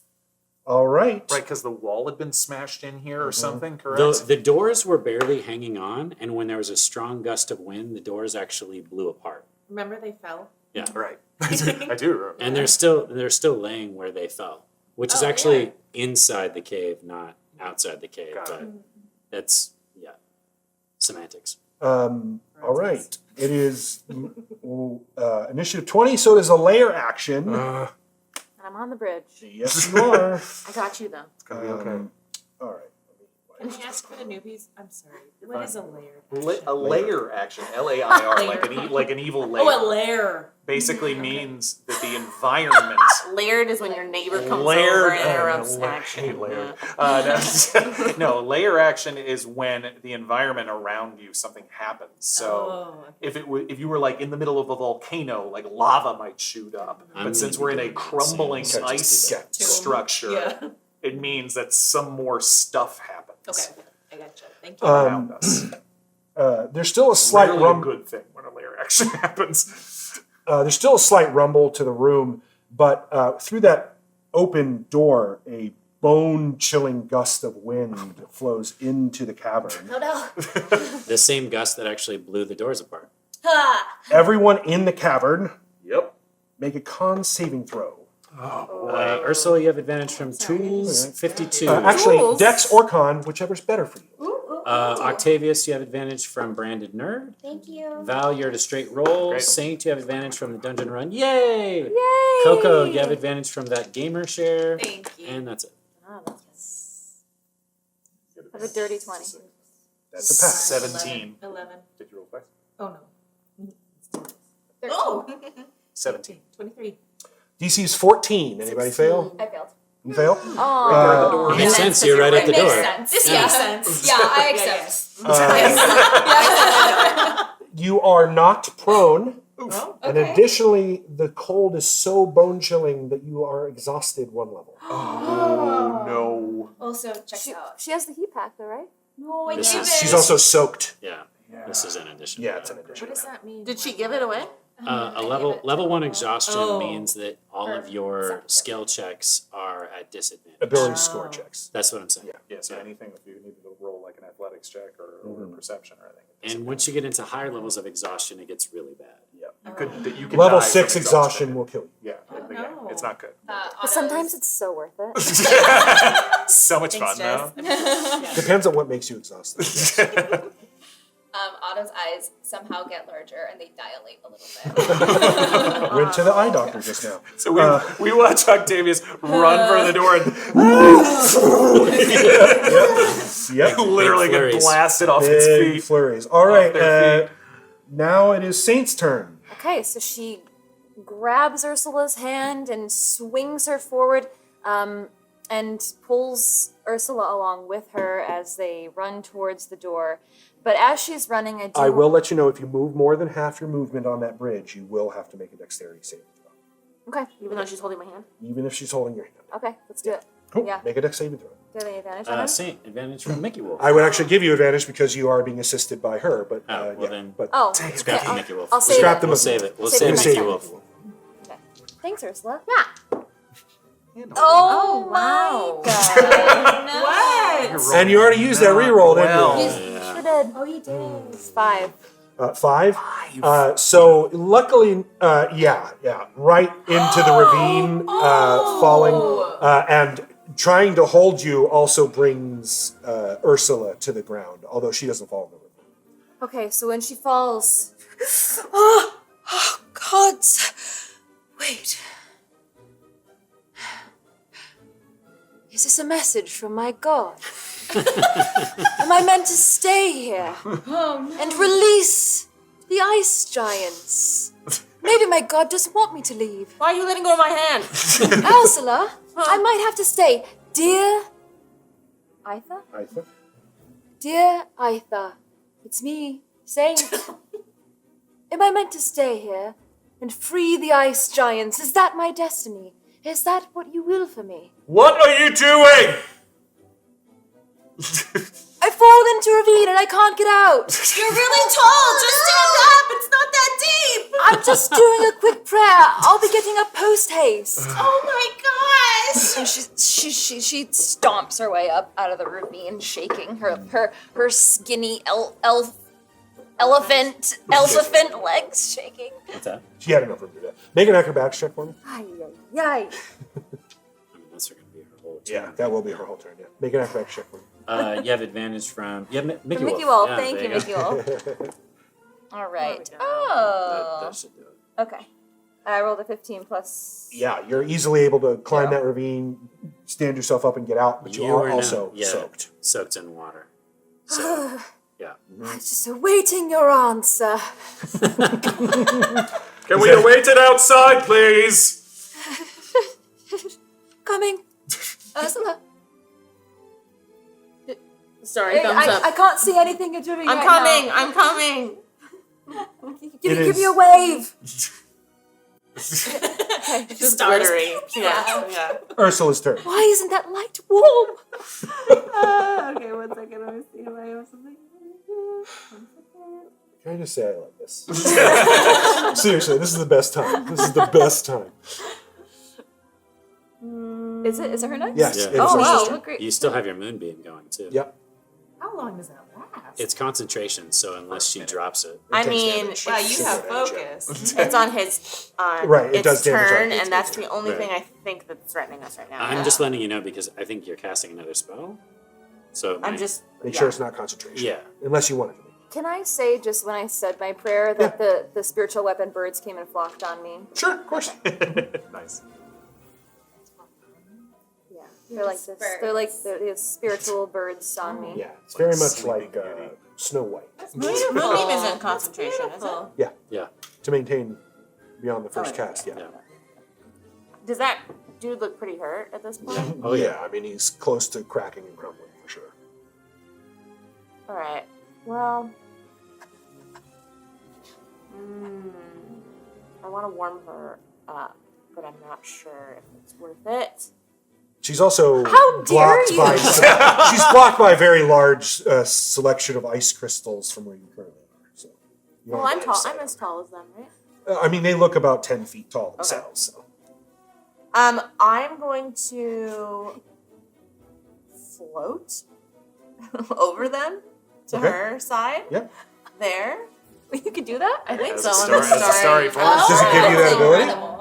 I mean, it doesn't say. It doesn't say anything about my movement. It's not that you turn into the form of stars. It's that starry lights appear where your bones connect. Probably looks like you're floating, but you're not actually flying. Starry form is more about doing damage. Right. Because you take the form of an archer. Right. Yeah. So you can shoot a bolt. I don't want to do that. I don't want to do the starry form thing. It was a panic shift. For sure. For Ursula. Ursula turns and tries to float and realizes she can't. Her defense mechanism. I'll go around to where Saint is. Okay. So 5. Morgan. And then can I use Druidcraft to just like make a fire for her? You can make a small fire with Yeah. with Druidcraft. I don't know that it's going to warm her up all that much, but you certainly could make a small fire that would alleviate the immediate Yeah. cold of right now. It's big in your hand.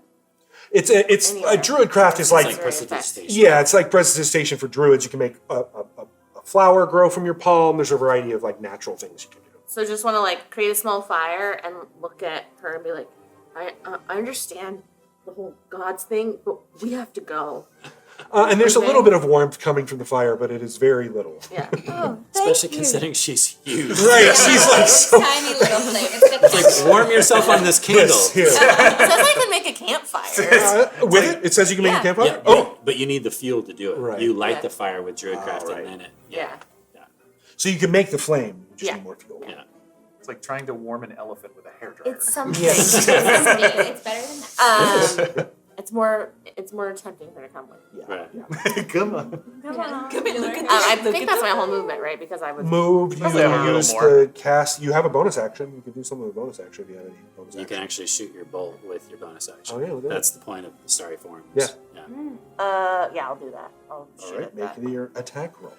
Why Does she have not? an advantage, disadvantage? Yeah. Yes. Advantage from Robbie C21. Robbie C21, yay! I haven't used my reroll yet. And it's It's 5. yeah, it's an attack. 16? 16 hits. So 1d8 plus your It is prone technically, so you would get disadvantage. So it would be a straight roll, but you still hit with that straight roll. So you're good. Well, that was her. Yeah. What? It was her second roll, actually. Oh, what was her first roll? Wait, I don't. So it's prone, and you're using a ranged attack, so you get disadvantage on the roll. Oh, okay. But you got advantage from someone. Right. So it was Just a a straight straight roll. flat roll. Your first roll was. Oh, okay, then I don't hit. Okay. So you shoot the bolt, and it just dunks into the ice near the ice elemental's head. But the rest of you see, literally, she just sort of pulls what looks like part of her body and lets go, and a bolt of starlight erupts from her hands and shoots towards the ice elemental. Still pretty cool. Yeah, oh yeah. Val, none of you have seen that ever before in your lives. Valcorio, it is your turn. Yeah. Okay. We're heading for the door. This thing has taken so much damage, and I'm a little. Tries I might a little worried about the healer who just fell into the river. Come on. And so I'm going to charge up and take another stab at it with my rapier and just All right. And you get advantage just because of your right, position. Right. I'll basically you see it's. By the way, you'll notice that Val's rapier, Val's clothes look like they were nice at one point. He's wearing a breastplate, but it's pretty dinged and scuffed. But it looks like it was probably well made. His sword is pretty fancy. You would probably notice that it is a shining Spanish basket rapier. Actually, you can look it up. And yeah, you watch as this probably with the moonbeam right there, probably glows in the light as he swings it up and tries to bring it down on the back of the head of this elemental. It's like someone wearing thrift store clothes, but getting out of a Maserati. That's kind of what it's like. And I miss. You got it with advantage? Correct. Oh, you do have a reroll. I do, and I'm gonna take it because I got I didn't a tell 4 him and a 5. whether he missed. He told me he missed. I'll let him I had a know. 4 and a 5. Okay, okay, that's a dirty 20. And that definitely hits. All right, yes, for max damage of 13. He takes his rapier, flourishes it, and stabs the thing, and it just breaks into a bunch of cubes. And at that point, we're out of combat. Out of combat. And Yeah, that's it. And this is where we're going to take our intermission. Woo! So when you come back, we'll resolve this epic battle and some some hypothermia, probably. So stay tuned during our intermission, and we will see you shortly. Bye. Bye.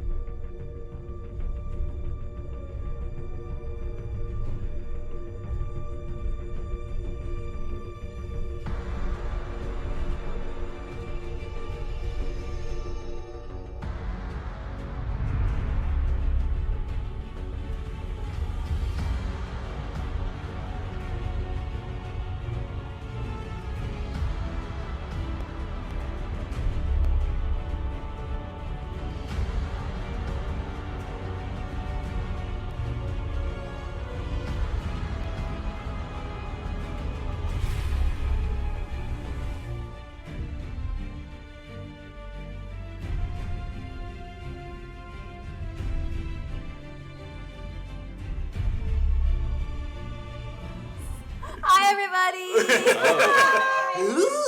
Welcome back.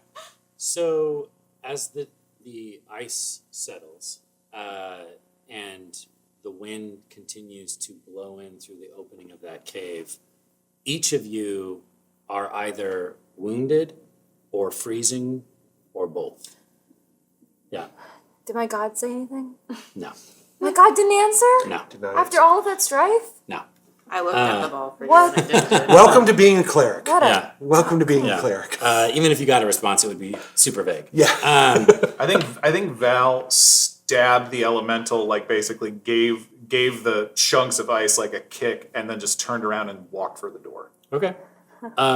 Otto is already outside. Yeah.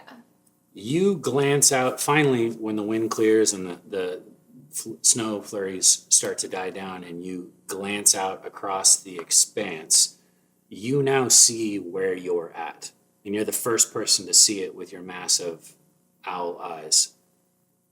You look out and you see that you're halfway up a relatively large mountain covered in snow. And you see a couple small little crags coming off the side of the mountain that you're on, but it's pretty isolated. Down below, there's a frozen lake that you see. It's pretty big. And sticking out of that frozen lake are bits and pieces of ruined buildings. Old, stone, dark. Way out on the horizon, you can see more clouds and more snow flurries, but that's what you see immediately right in front of you. And those tracks that I mentioned before lead down the hill and off to the west. What dawns on you immediately is how far north you really are. You are standing on, and we have a map that Sean's going to cut to here, done by the amazing JP Couvert. JP! You are standing halfway up Mount Rossig, which is The top there at the north. Oh, up my at the top gosh. of the North Island of Toss. So cool. Here. Oh, wow. We are. On top of this? Oh my god. Oh, we're way up. What? So Some of you are from the middle of the North Island. A couple of you are from a little bit higher on the middle of the island. But none of you are from anywhere that's north of the Mavros Mountains, the big mountain range and the flaming Oslog that's in the center of the map. It looks like it's difficult to even get through that pass, It right? is. It is. Very. Very few people come up here. It's infamous for being a frozen Desolate. wasteland and very hard to survive. And when you realize where you're at and that wind hits you, you realize that the real threat is just beginning. Oh, gosh. And that's when Val joins you on that precipice. And Val, you look out, you don't even know where you're at. You have no idea where you are because you're from the South Island and None of this looks familiar. Now, luckily, the cold doesn't seem to affect you at all. Sure. But you are at a place that you do not know. You feel, Val like step up behind you, and you just hear him under his breath. So, no way, no way, We're so Lord. no way. What? What is happening? Where are we? We're up in the north part of the most northest part of our island. Where? It's okay. Our island. You said our island. Yeah, our island, the North Island. That we share together, the one. I'm not even on Mechas. What? Mechas is the South Island. I'm not even. None of you probably heard that first time. Okay. Listen. We don't know Mechas. I don't think you're probably very familiar with Mechas, Ursula. Saint, you may have heard about it while you were in Thassa City. Otto, totally new to you, no idea what that is. You're old enough to know you know what that is. Inside of the cave, just to switch scenes for a moment, you're picking yourselves up, trying to warm your bodies as much as possible. The ice elementals have completely crumbled into nothingness, and the mephits kind of squealed and hissed and shattered into pieces as well. As you're glancing around, that dull rumbling begins to grow, and you see cracks and fissures in the walls and the ceiling of the ice cave start to form. The water is still dripping and pouring in, and that's when you realize that the cave itself is starting to melt. And those ice blocks that the Remoras and the Frost Giant and the Dire Bear and all of those other creatures were trapped in are also cracking and melting. And Ron described the Queen of the Frost Giants as having her eyes open. You can actually see her eyes starting to dart about as they begin to focus on the surroundings around them, whereas the rest of the other creatures are in more of a comatose-like state. Their eyes are closed. And Ursula, with your experience with the dwarves, they're very familiar with giants. Histories long, decades, millennia long battles between dwarves and giants. And particularly frost giants, are not easy to deal with. Yeah, they're if you can't eat. Yeah, I said in session 1 they're like Vikings. Yep. Yeah, they take what they want. They're like Vikings. They take what they want. Yeah. So they're clearly, or she is clearly melting. Yeah. Okay. Adding to the urgency of us getting out of that. Sure. Yeah. And once again, you said that this is a drop that Otto is looking over? If you go to the actual precipice and look out, you see that you're about halfway up this mountain. So it's still quite a ways to get all the way down to the base, which is where Loch Iskar and the ruins of Brudevik are. Did you mention that there was a path that Otto could see? Or Otto no? hasn't spent enough time looking at it to discern that, but there was tracks that were left by a really large creature going down the side of the mountain.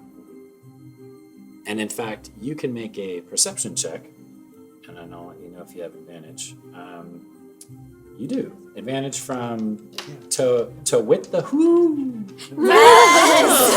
That's awesome. To wit the who. To wit the who. I'm basically standing at the door. You said investigation? Perception. Perception. Unless you're investigating the track specifically, which you can. But this is just a general perception check. Great. That is a 17. Okay. So not only do you see where the tracks go, but you also hear this horrible sound. It sounds like as if 3 lions were being ripped apart at the throat while they were howling, while they were growling. That's very descriptive. That is and very terrible. descriptive. You hear that coming from down the mountain. Okay, all right, everybody, we can't go down. There's a monster down there. Can we go up? You can certainly climb up, sure. It gets fairly steep fairly quickly if you go up. Is there only one path? There is no path. Okay. You're on a mountain. Okay. When she said path, I think she meant the tracks left by the creature. Oh. The path is okay. literally whatever you want to make it. You're on a mountain, and if you know how to traverse a mountain, you know how to traverse a mountain. If you have the supplies to do so, great. Okay, I'm gonna say that because Otto, they grew up underground, and in the ground there's many caverns, caves, because like everybody's digging. Sure. So sloped surfaces aren't really that foreign to them. So seeing where the tracks are, knowing the sound came from whatever beastie is over there, Otto is gonna say, "We can't go that way. Let's go this way." And the opposite side of the track, I'm gonna start walking. Okay. Yeah. So the tracks for the creature go down and to the west. So are you wanting to go down and to the east? Yes. Great. But you guys are still inside. Yeah, that's what I'm going to get to now. Is I need to know what the people inside the ice cave are doing. And I think I'm still in there too. Yeah. Unless you have left. I haven't. No. Yeah. And by the way, hypothermia is starting to set in. Cool. Yeah. Need to find shelter. Val is probably Coco's lips are starting to turn a little blue. Val is probably not following you yet. He's 1,000-yard stare. Saint is still hunched over Ursula's little campfire. Okay, listen, I know, like, you want to wait for your god to say something, but I think freezing is maybe a sign to not stay here. Okay. So And when once she you get says out- that, when she says that to you, one of the little sparrows that's on your shoulder goes. I think it's trying to agree with you. And Coco hears that. She yells out, Saint? Ursula, are you guys over there? Are you okay? We're coming. Hurry up, hurry! Okay, I'll unstarry for him. Nice. Yeah, I think about this time, all of your abilities Spells, and spells have probably passed. And in fact, as that last whistle of a sparrow, your spiritual weapons sort of dissipate. Hurry, we have to move! Come on. All right. Do we have a direction? Otto says to go this way. Come on. Okay. So the three of you go out onto the precipice and you look out across the expanse and you see the same thing I described before. There's that big, flat, frozen lake with those structures, those ruined stone structures that are half frozen in the lake of ice. And you know where you're at. You've heard the stories, you know exactly where you're at. And it's pretty impressive because as far as high up as you are on the mountain, you can still see what look like ruins from this distance, despite there being wind blowing and snow. So they seem to be very significant. Would we know if there is population down in, is it Lochatar? Loch Iskar is the name of the lake, like a Scottish loch. Or, And got it. Rujavik, I'll let you roll. You might know because I know you're not super attached to your Ursaka brethren, but you might know just because you would have heard a few rumors amongst the dwarves. So I would say at disadvantage, you can make a history roll. Although you have advantage from City Racing Girl, so you're at a flat Straight roll. No. I already rolled it. Oh, and is it 20? Just re-roll it, I guess. Or, If you roll two of them, just re-roll. Yeah. Because you don't know But which I one rolled was. really well. She's got a 20 on one of them. Well, is the second roll also good? Because you could just keep it if you want. Yeah. What's the second roll? Oh, no, the other one's 10. Oh, well then I would just re-roll. That's the You were second at time disadvantage. it's You would have gotten a 10 anyway. just to waste it. No. 10. Plus your history. Yeah. I don't think. Did you use your reroll Plus yet? 2, 12. 12. Yeah. Did That you want to enough? use a reroll or no? I'll use it. Why not? Okay. I haven't used it yet. Yeah. Okay, that's Cox. Is he here for a while? This is the most dramatic history check ever. Do you have Long to story use? Do you have short, to use the reroll? you don't know if there are people there or not. Cool. The rerolls are killing Which us is tonight. which makes perfect sense because no one's been this far north in quite some time. Alright. Before we leave, may I just ask? We've all been brought here together to a place unknown to all of us. Why? Don't you think there must be a reason? You don't know. I don't know. No, I have no idea. Do all of you have powers? Yes. You have powers? You have amazing powers. Oh, Yeah. thanks. The star thing. Oh my gosh, that was really I don't know, impressive. there's no when that's gonna happen. So it's not, it's power, but like I don't have control. That's how I feel. I made power that I wasn't used to. So, is everybody magic now?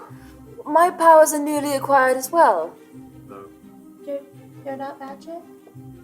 No, I'm not a magic user. My family is, but I do know enough that to teleport 5 people from hundreds of miles apart all to the same place is either a very powerful wizard or a god. Ooh, hey. The storms Now, are wild here. I mean, it's a long shot, but we all could have just got caught in storms that landed us in one place. I don't know. What It did felt you very magical. There was a portal. That's true. it was literally manifested on my front lawn. My uncle Jub Jub says that there's very rare things that happen without a reason. It's very, very rare. So I think that we were brought here for a reason. And into that regard, I think that it's my mission to protect all of you. Probably. And part of that means surviving whatever this is. I don't want us to freeze to death. Yeah, can we warm up? This is a small fire happening over Can here. we make a bigger fire?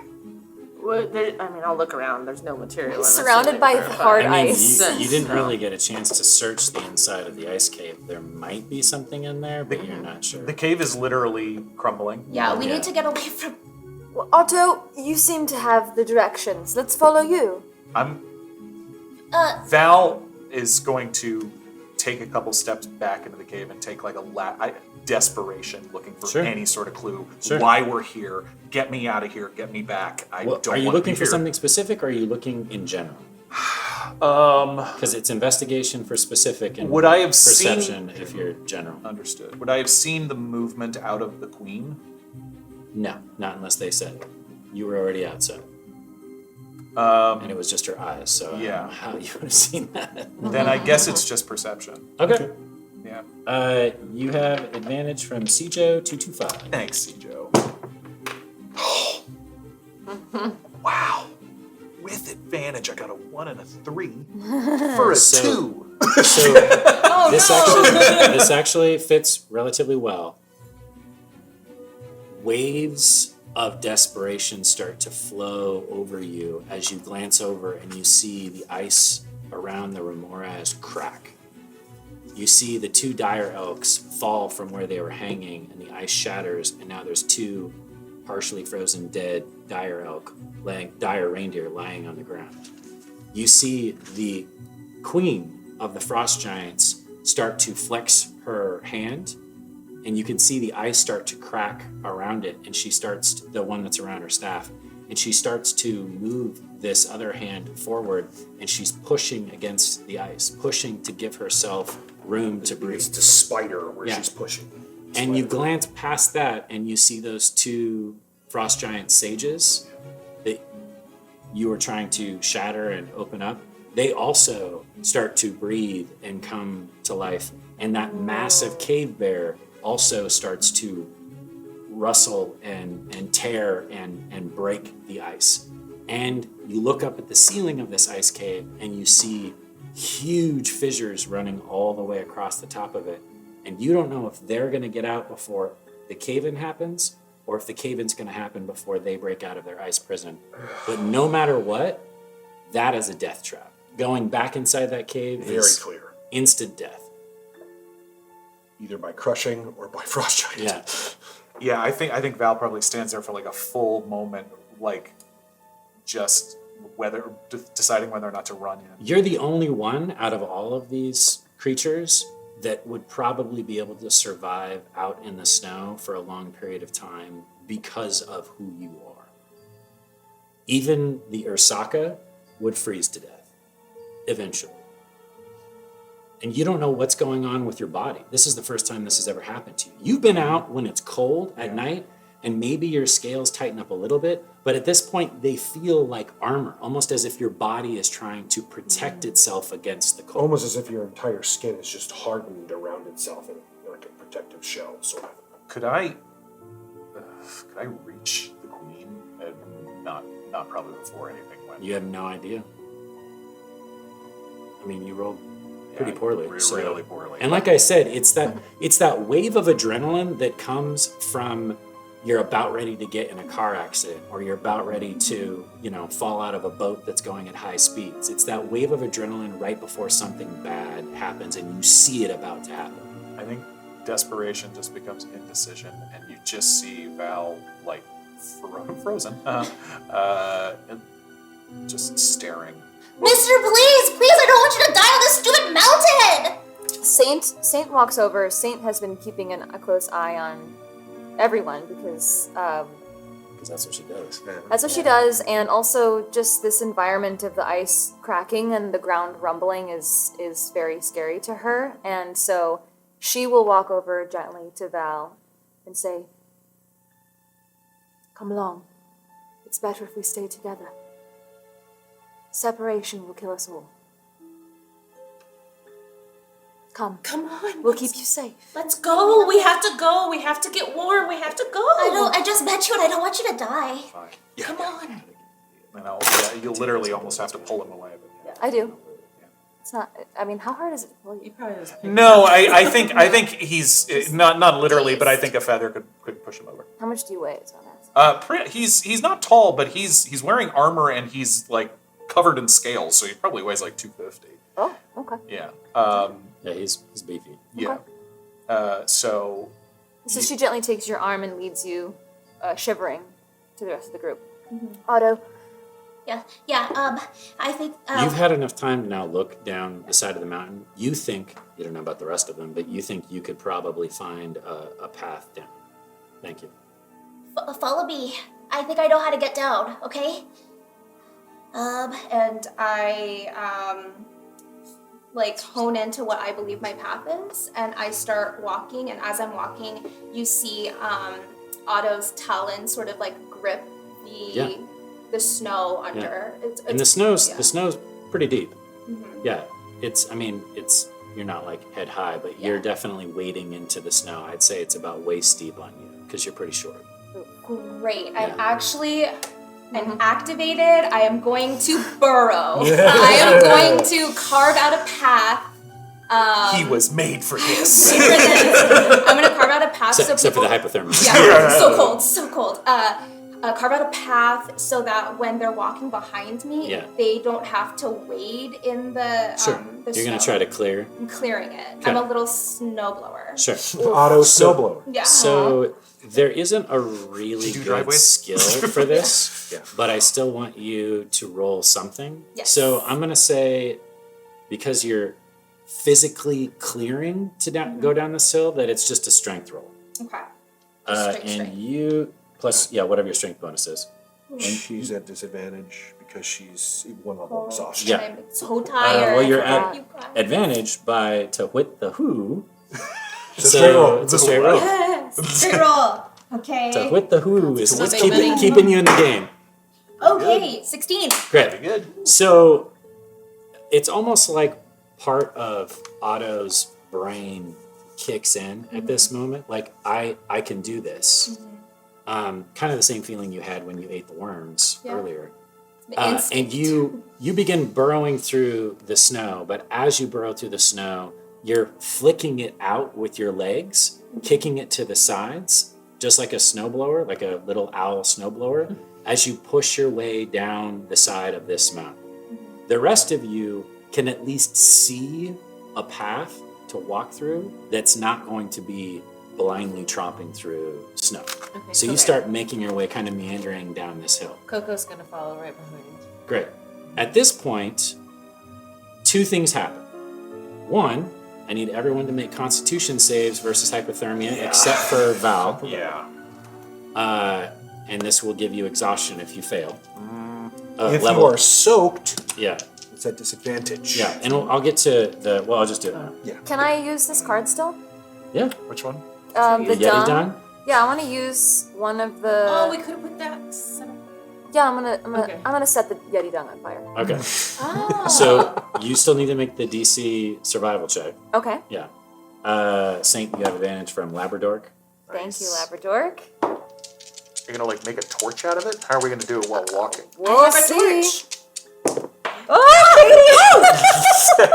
I'm in labor. Don't, Joe. Don't do that. Please don't do that. We're not insured for that. It's a whole new show. It's a whole new show. Oh my god. Talk about a secret. Dungeons and Birds is what it is. Okay, well that's that. I deserve that. That was a natural one when she picked it up. But my other roll is an 18. Okay. So what I'm going to say is this. Between torches, between other flammable materials that you have that aren't soaked, and between the dung, you are going to have to take a moment to piece this together. You're able to pack it together in something that you could ostensibly set on fire. However, the second thing I was going to mention is that the earthquake starts an avalanche. Oh my god. And a big wave of snow starts to pour down the side of the mountain at all of you. So you have your Yeti Dong ball that you can use for setting a fire and heating yourself at a later date. That's not the main concern right now. So I still need to finish the Constitution saves. Well, it was to light it on fire, so we didn't have to roll the con save. You still have to roll the con save. Okay. Yeah. And it's a straight roll if it were soaked. Correct. Ursula, you have advantage from Lily Dumblestuck fan. Yay! Octavius, you have advantage from the Cosmic Lord. Valcorio, you don't have to roll. Don't have to roll it. Saint, you have advantage At from least something's Labrador. working for me. Thank you. KoKo, you have advantage from Sitar. Thank you.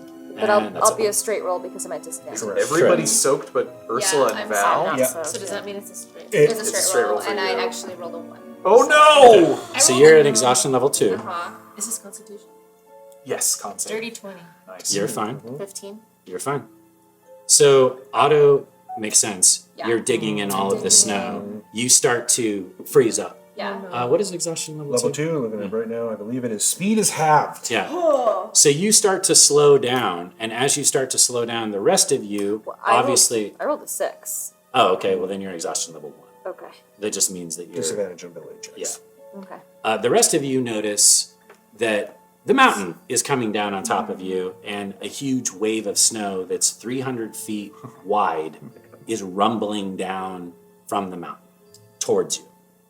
And when that happens, you hear that same tiger sound where it's Right. being almost as if it's being torn in half as it roars. Yeah. Again, the sound reverberating against the Coming walls of from the mountains. thing that's rolling down or from down At this point, it's now hard. It's in the same direction, but it's echoing off the walls, and that seems to be part of what's causing it. Owlboy, Yeah, you mentioned avalanches. What do we do? Run! You have to run!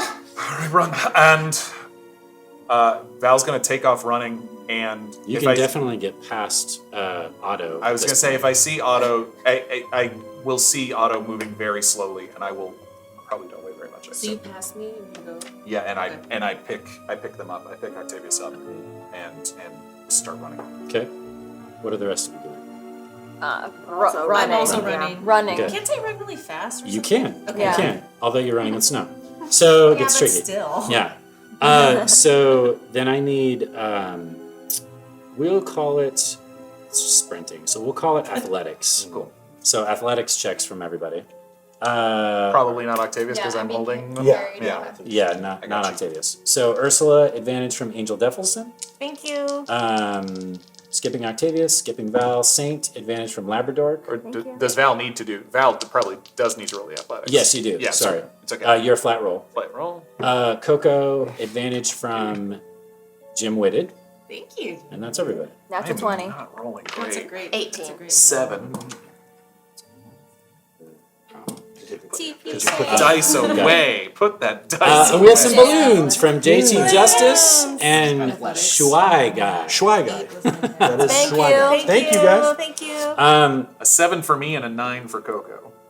Okay. I rolled a nat 20, so can I Great. scoop up KoKo?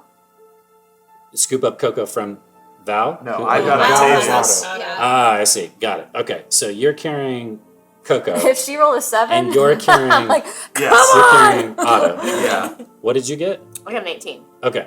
So, I can forge the path. yes, with your powers combined, you continue to forge down this As a bear, mountain. I feel like it would make sense Yes. for me to be formidable. I will say this. You know you're not going to be able to outrun this. It's an avalanche. Right, Like, yeah. it's coming down 100 feet per 6 seconds, and you're Not traveling, running what, 100 like 30 feet Yeah. every Not 6 that seconds? You glance up. You specifically glance up, and you have to rub your eyes for a moment because you see something that you've never seen before, and it completely blows your mind. This massive gold horse. It looks like a horse covered in gold scales with a huge flowing white mane and a horn coming up out of its head. Not a unicorn, but a gold horse with this mane is flying across the side of the mountain, and it's coming down below you. And as it's coming down, a big bolt of gold lightning streaks out of the sky and strikes the ground in front of it. blowing ice and rock up in all directions, and you hear that same horrific roar of the 3 lions being ripped apart at the vocal cords as the bolt hits. Is it? And it The continues sound to comes fly. from where that lightning bolt. Yes. So Yes. he's striking something. I guess. It looks we die here. surprisingly like this. For those of you who have proficiency, Arcana and Religion, if you wish, for knowledge. No, I don't. Either of those. Well, I think the only person that sees this is Ursula. Oh, it's Ursula's Yeah. the only one. Okay. Yeah. You see that That is stunning. Okay. flying above you. And it looks angry? It looks like it's focused on whatever is making that horrific roaring. So it's trying to attack. Correct. that. Does it see us? You have no idea. Can I like wave at it? Yeah. You want to try to get Yeah. its attention and scream Yeah. and shout? Okay, Yeah. great. I love it. Yeah.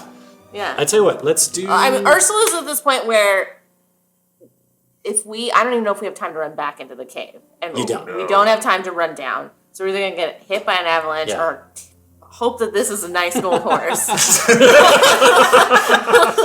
I love it. That checks I love out. it. Yep, yep. So, It's shooting lightning like you. yeah. so this would be persuasion, Yeah. and you have advantage from branded nerd.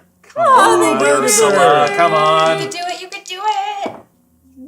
Oh gosh, terrible. Oh. Yeah, 7. Okay, you just don't think it hears you, Okay. and the avalanche and the Yeah. howling and it's just it can't hear you. There's no way. It is. I will say this. It is circling. Mm-hmm. So it might see you eventually before the avalanche hits, but right now it's focused on whatever that thing is. I'm trying to think if there's anything I have that can like send up a flare, basically. I mean, your moonbeam is sort of like a flare. Yeah. Yeah. Yeah. Can I cast that Get that again? moonbeam out, girl. Yeah. Yeah. Yeah, yeah. We'll get back to you because Okay. I let you Yeah. do something Yeah. just now. You did. I'm going to go around the table. Otto, what are you doing other than freezing to death? I've got you like football style. Yeah. Football style. I mean, I'm being held, and I don't. You don't have to do anything. I'm just making sure I'm not like ignoring How you. far is this gold horse from me? You don't see it. Never mind. I tell you what though, Yeah. if you want to look around, I'll say that you'll see it because it's massive. Okay. It's also, you see Ursula kind of going. Yeah, yeah. Right, So we'll she's just been say that calling that's out. that's part of your turn is you Yeah. looking around and seeing it. Perfect. Yeah.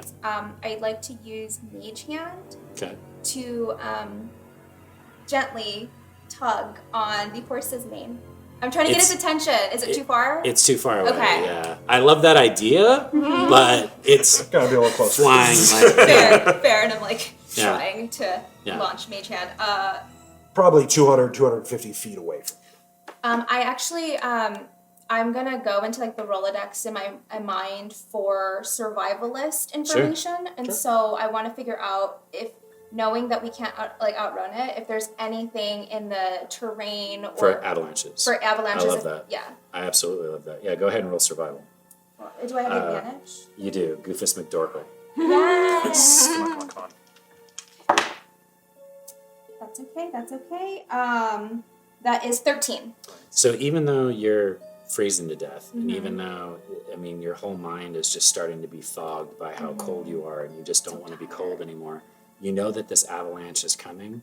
You know that the only way to survive an avalanche, if you can't outrun it to the sides, is to try to seek some kind of cover so that when the avalanche blows past, you're not caught up in it and bounced around.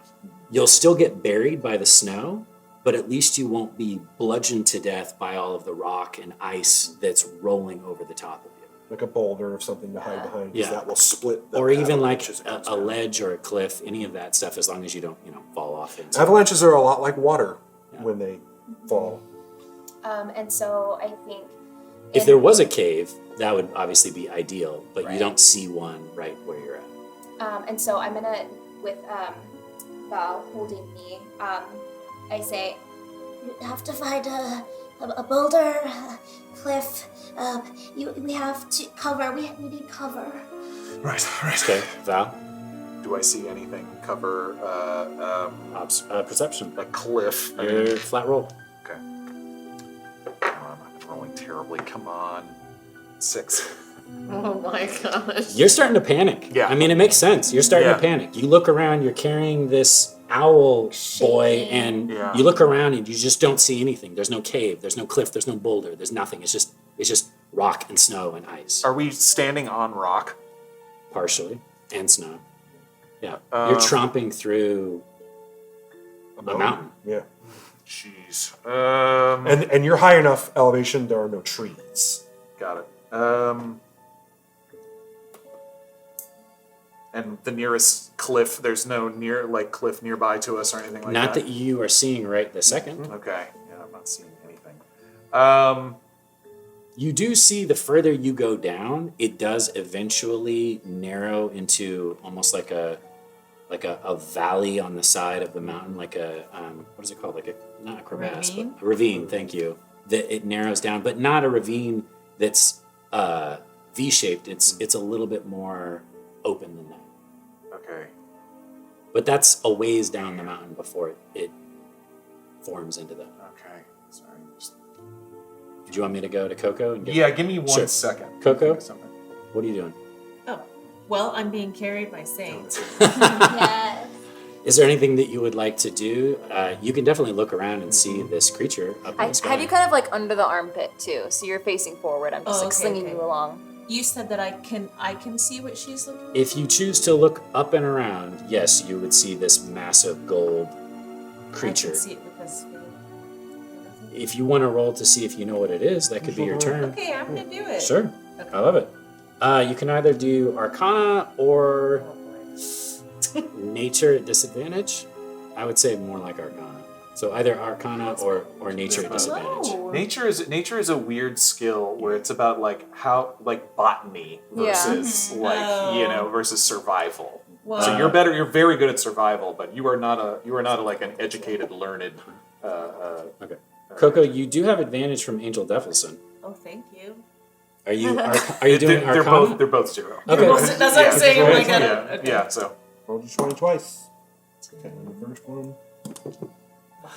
so 10. You have heard stories of celestial creatures that have horns that can fly, but it's all unicorns. Like everything you've ever heard is unicorns. You've never heard of this particular, and it's got gold scales, but it looks like a horse. But it's got these weird long whiskers and this armored purple chest, and it's huge. It's 4 times the size of any regular horse or unicorn. So you just can't put your finger on it. But you definitely recognize it as a celestial creature. It is not of this plane of existence. Are we on a decent slope downwards? Oh yeah, for sure. So that's it, right? That's my turn. I think so, yeah. I have a bedroll. Okay. Could I turn it into a toboggan? You can certainly try. I should have done that. Yeah, basically, I'm and I'll call out to Otto to help me and grab and pull it out of my pack, and basically as we're trying to run, I'll go, and then what do you call them? A slip and slide or something like that. Basically, dive and try to pick up speed. I will say this, because you only have one bedroll, it's only going to be big enough for one person. I'm on your back. Yeah. Can I? It'll sling put it? more weight on it. Otto's so tiny. Yeah. It'll put weight on it though. Good question is, do the rest of you have bedrolls? I think you should all have bedrolls. It's like a I base. Are they on your character sheet? Right? Yeah, it's got to be on your character Gotta be on your sheet. character sheet. Yep. What's Got in it. an explorer's pack? It's in Probably a an bedroll, explore, right? or it's in. I believe it's in. It'll say it breaks it down. Yeah, I didn't get mine from D&D Beyond. I'll tell you. Actually, Morgan did. That's hilarious because I don't have a bedroll. You don't have a bedroll. I have a horn. Why did I? Yeah. Why? Well, I mean, it's based off of your background. So whatever your background is what you have for. I'll try. I will. I'm Okay. not going to ditch Octavius, and I will. Okay. I will try with the two of us. Okay. So that would give you disadvantage. Okay. But you have advantage from Dresden Dark, so that counters it. So you're at a flat roll. Okay. And I'm going to say, because you're trying to use this as a sled, Yeah. we're just going to say it's another survival check. Come on, come on, come on. There's no way I can assist. I'm just extra. You're, weight. yeah. Oh. Saint, you do have 16. bedroll. Okay. You have So I have it. you Thank you, Dresden Dark. You Well done. throw this bag down, you leap on top of it, you're holding Otto. Otto crawls up onto your back, and you begin to streak down the side of this mountain on your bedroll. I'm just gonna say, for the sake of argument, that your bedroll is made of like a thicker material, so it doesn't just like collapse in and out. Right. It's like a mat. Anyways, you start to slide down this mountain at a pretty quick pace. Yeah. You glance back at the others that you're now leaving behind. Come on! And the snow is still bellowing and roiling and rolling down the side of this mountain. What are you doing? Everyone has bedroll except for Otto. There you go. But Otto is with you. Yes. Okay.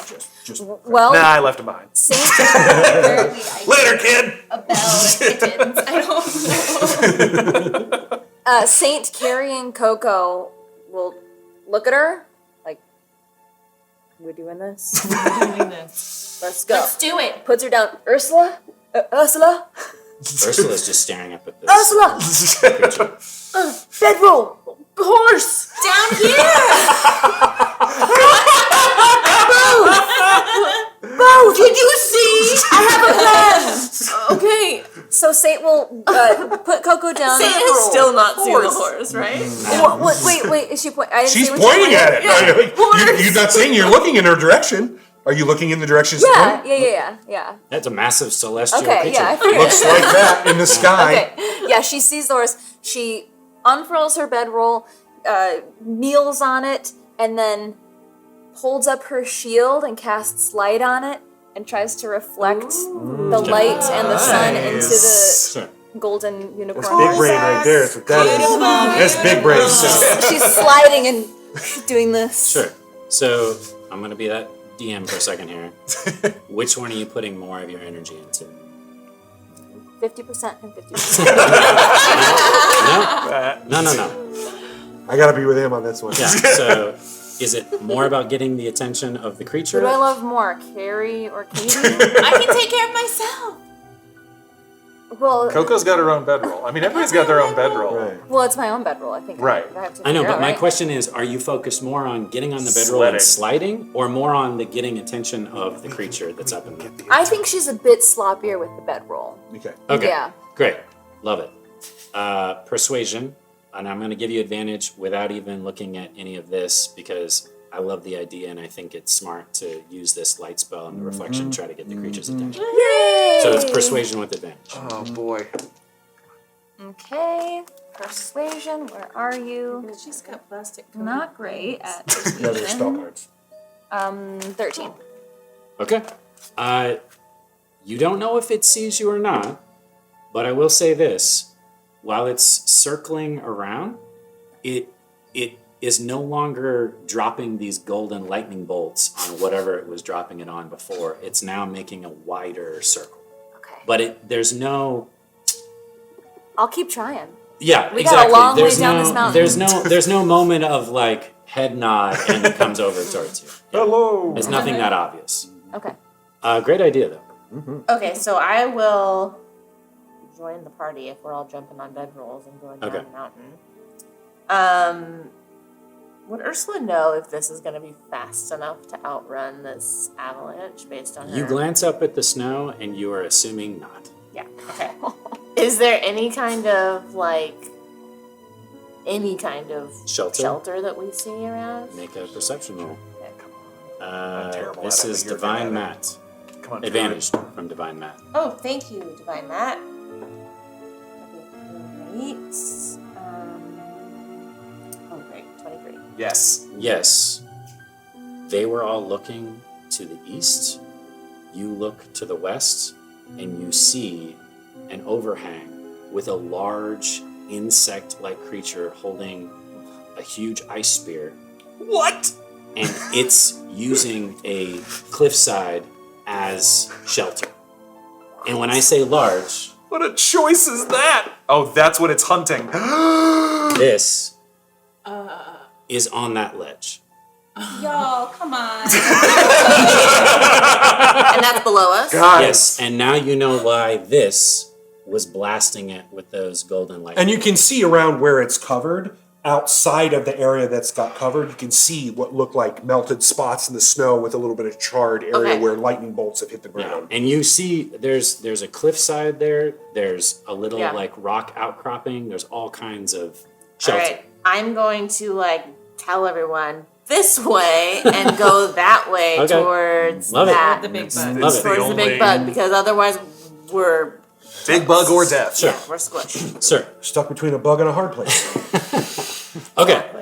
So here's what we're gonna do, because we're getting short on time, and there's something else that Ron and I really want to do for this episode, and we might go a few minutes over. So Sean, Let's do it. Keep it going. keep it going. Oh, 'cause she's this- already addicted. She's on the edge of We her got seat. her. Like 4 more hours. So That's how you get them. all of you that are in control of a bedroll toboggan sled, Yes. you can all make either athletics or I think it'd just be athletics, right? No, acrobatics. There's some Athletics or grace acrobatics, to that, I cool, think. to steer your sleds over that direction. And if you succeed, then you will move over to where the shelter and this massive insect creature is located. Do I need to roll because I set mine specifically that direction? Just for general speed. Yeah. You're definitely headed that direction, Okay. but like how well you are. Acrobatics. check. Ursula, advantage. Or athletics. Dressed in dark. Thank you. Octavius, advantage from. You don't have to roll because you're on somebody. Val, advantage from Vein Dead. Thanks, Bane Dead.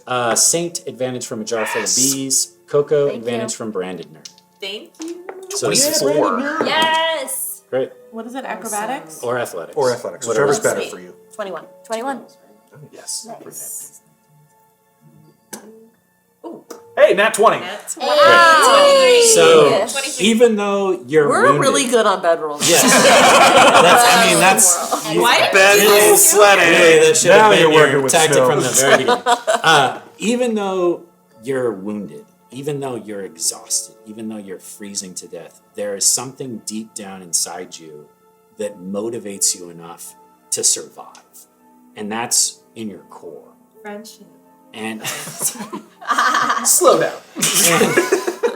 We and just you met. start gliding over that direction. And as you glide that direction, the horse creature, which none of you have still figured out what it is, which is great, obviously notices you, sees where you're going, sees the threat that's there, rises up into the sky, and summons Oh no. 2 angels. What did we step into, man? The angels start bombarding this massive ice devil and thrashing it with holy swords.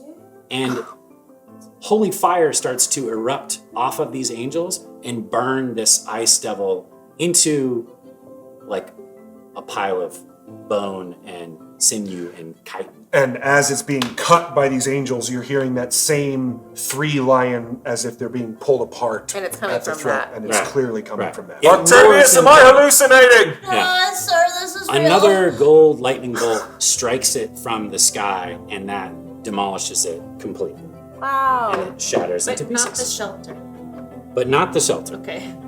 All of you whisk your way over to, it blows apart the side. Avalanche hits, and sorry, you're all dead. Oopsies. That's okay. But even though this thing breaks apart, the angels are filled with such religious fervor and outright, really just anger towards this creature. They continue to strike it with their holy swords as it falls down the side of the cliff. This creature, Feels like this we shouldn't creature, be going over here, but it's really our only option. this creature wraps around, and as it wraps around, it nods at all of you, and you can hear its voice inside of your head. Whoa. Seek shelter, and I will do what I can. And it starts to bolt up the side of the mountain at lightning fast speeds. And you can see snow start to blow out in front of it as if it's creating a wave of force as it goes up the mountain. That's 'cause you're All of freezing. you sled over to this rock outcropping and do your best to hold on as the remnants of this avalanche roll over the top of you. Silence. I'll pull everybody like as the snow we, settles. Crash in. And just, You pull everyone in, you huddle up, and there's nothing but the sound of crunching snow and little bits of rock and ice as they crumble down and roll down the side of the mountain, and the wind blows. You are all on this cliffside, staring down the mountain, as again these angels continue to just thrash this thing all the way down the side of the mountain. Still very much freezing as your adrenaline starts to kind of, wane from seeing this insanely dangerous scene. You start to realize that, oh right, I'm cold. You said there was like dry patches though here on the mountain. I mean, this part is covered, There's rock, so there's rock, so you could easily make. So now the dung fire. Oh yes, the dung fire. So you get out your weird amalgamation of torches. What have I come in? Seriously, what happened last night? I did not do this. I was not here. You plant it down on the rock, and you do your best to get out your little flint and tinder, and you're striking it to try to get this thing to ignite, and it eventually does. At this point, all of you feel it's horrible. It's hard because the warmth feels good, but the smell is does not feel good. My eyes are watering. Does not. This is survival. A lot of meat in this diet. Yeah. A lot of meat. Oh, Ronald! It's a Yeti! It's a Yeti! I'll just put it here so you can all enjoy the warmth of the dung. Thank you. It's supposed to represent the Bahatha ball. But that's okay. We'll make it. It's petrified gum. multi-purpose. Sure.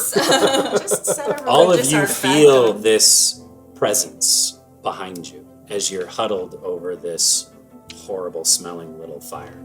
And the presence, it warms you. It gives you this sensation of being in a place where everything is all right, even though you're not, even though you're in a situation that is life-threatening. This wave of peace pours over the top of each of them. And again, you hear this voice, and as you look up, there's this massive golden horse with a white mane hanging down off of its head, and it looks down at all of you. I have come for the one known as Ursula. I don't know it, Ursula. I'm terrible at lying. That's me. It nods, and it floats around to the side of the cliff, and it lowers its head, and it puts down one of its massive 4 legs onto the edge of the rock that you're on, and you hear again in your head, "You must come with me." Oh, okay. Wait. Ursula, do you want to do this? I don't know. It feels like it's the only option. But hang on. Do you know why we're here? I do not have time to answer your questions. It was really nice meeting all of you, and hopefully I'll find out more information. I'll come back for you. Find out what you can. Yeah. And if I don't know, if you get is this a kid? It's not a kidnapping because you're going. The No, gold I horse think seems it's- really kind. It saved our lives, so I feel like I am Every Ure. fear that you have as it comes into your mind is sort of quelled, right? It naturally, just in being the aura of this creature, suspicions disappear, fears of any kind are kind of, they still come up, but they have no power to them. And you hear him say, "I am Humre, the voice of Bahatha." Oh. Yeah. Okay. Ursula gets on gladly. She Yeah. said so earlier. We just needed to know who you were. Like, that's all. So Please, hang on. it almost feels as if you just met, but then all of a sudden, this Ursaka, this awkward teenage bear,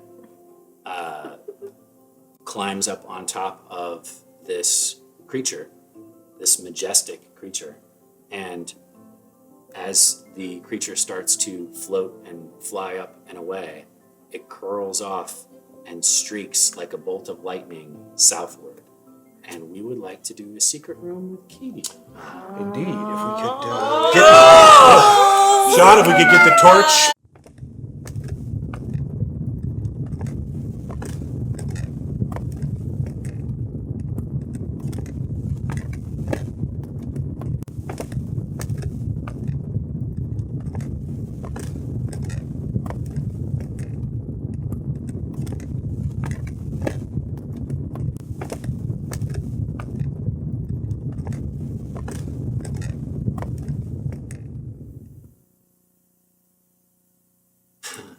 So you're riding on top of this creature, and you are traveling faster than you could possibly imagine. It's as if the world around you is a blur. And for moments, you see the lake whisk beneath you, the frozen lake. You see black mountains rise up and fade away. You see a massive valley open up in front of you with large creatures toiling in that valley. You go past beautiful hillsides with ferns and plants growing off of each of them, and the air begins to warm as you're traveling. You see a huge geyser spew up out of the ground 100 feet into the air.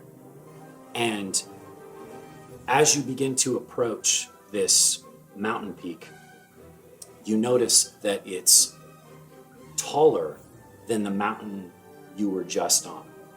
And you recognize it immediately as Atos Peak, which is one of the tallest mountains in the North Island, other than the Flaming Oslog itself. In fact, the tip of this mountain is covered in cloud layer. Okay. You can't even So high see. up It's into so the high up you elements. can't even see Yeah. the tip of the mountain. And you travel almost half the distance of the whole island in 10 minutes, 15 minutes. Just almost like it's a dream. And as you get to the top of this peak and the creature slows and lands and lets you off of its back, you noticed almost immediately there's a large nest, possibly from a big bird, possibly this creature's nest. You have no idea. Yeah. And it lets you out onto the nest and again gives a very graceful bow and then rises back up 15, 20 feet taller than you, even if it wasn't floating off the ground, which it is. Right. And it gestures ever so briefly towards the clouds, and they part, and you see an entire village of Aarakocra living up in the peaks of this mountain, and they don't even notice you.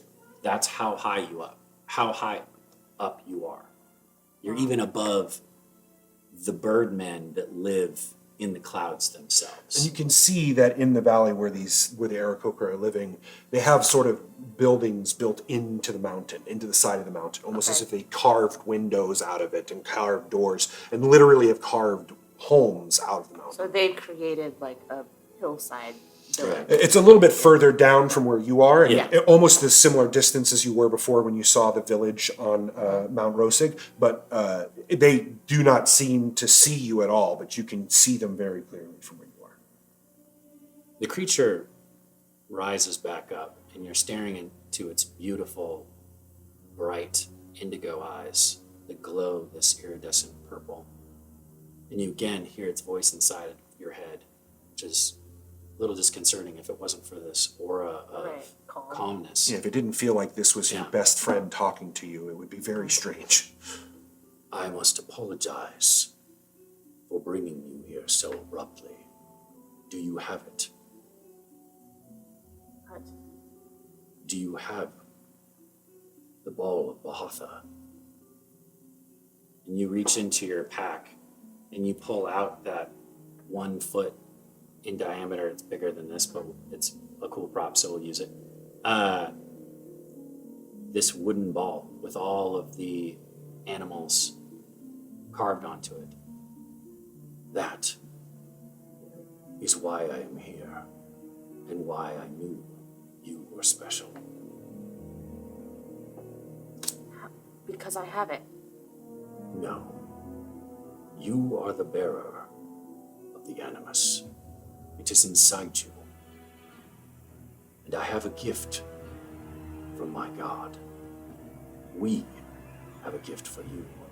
And when he says we, you get the sense that he's referring to Bahatha and himself as if they are almost one and the same. Okay. And he acknowledges over in the corner of this nest a small wooden chest. In fact, it looks a lot like that wooden chest.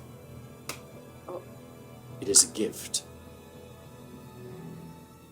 Before you open it, you must know there is a great task in front of you. I'm sorry, I don't mean to question you, but are you sure I am who you think I am? You are Animus, are you not? Yes, but I have not seen my family since I was young. I grew up with dwarves. I don't know much of the Ursaka, as much as I should. What do you know? What do you believe in? Well, I know I am Ursaka. I know I'm good. I want to do good, and I want to be part of the Animus. I just want to make sure you're not making a mistake. I'm just... The choice is yours. You do not have to take this task. But know this. You are the bridge.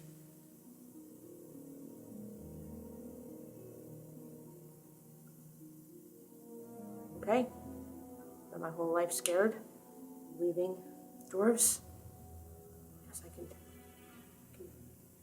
open this chest. So you make your way across the nest over to this small chest. I'm sure we'll look up one more time. But again, I think that feeling of trust is...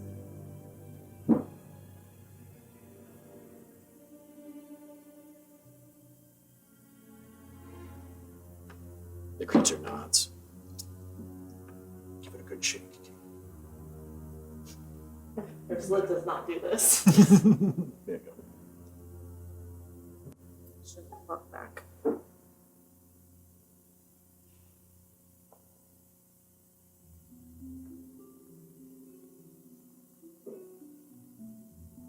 That is the last of the Animus. This. Yes. How does this work? You will take it to the Holy Land, to the place where Bahatha was born. You will bury it there. To save the Animus? In a way, yes. The Animus was a gift from the goddess of storms.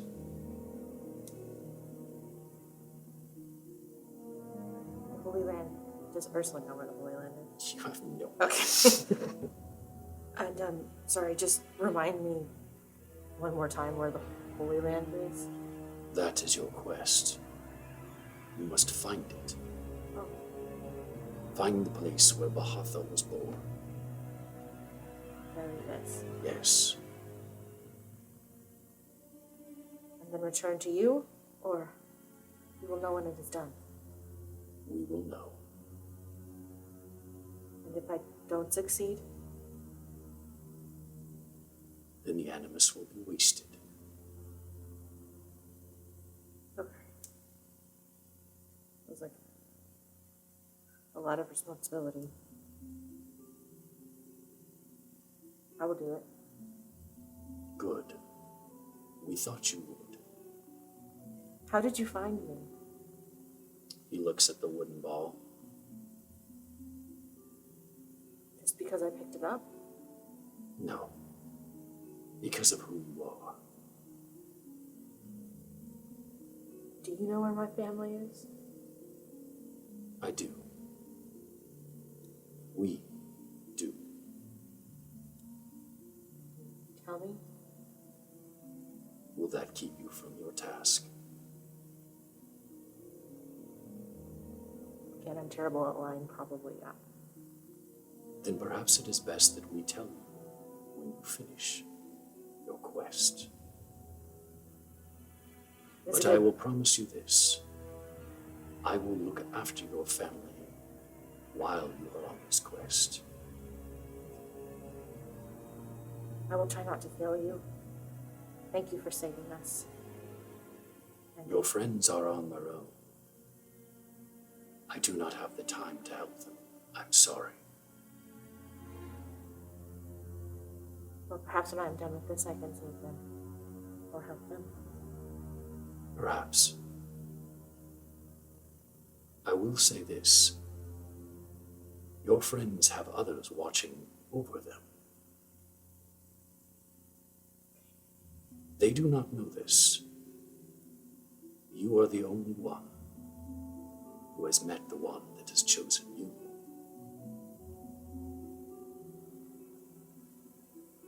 I hope that they are being watched by someone as kind as you are. It's the first time you actually see any emotion on this creature's face. And it gets a very big smile. As big of a smile as a Kirin can give. For those of you who are at home, a Kirin is a celestial being of pretty much pure goodness. Thank you for the opportunity. I haven't done much in my life. And perhaps this will prove to, if nothing else, myself that I am worthy of doing something good. We believe in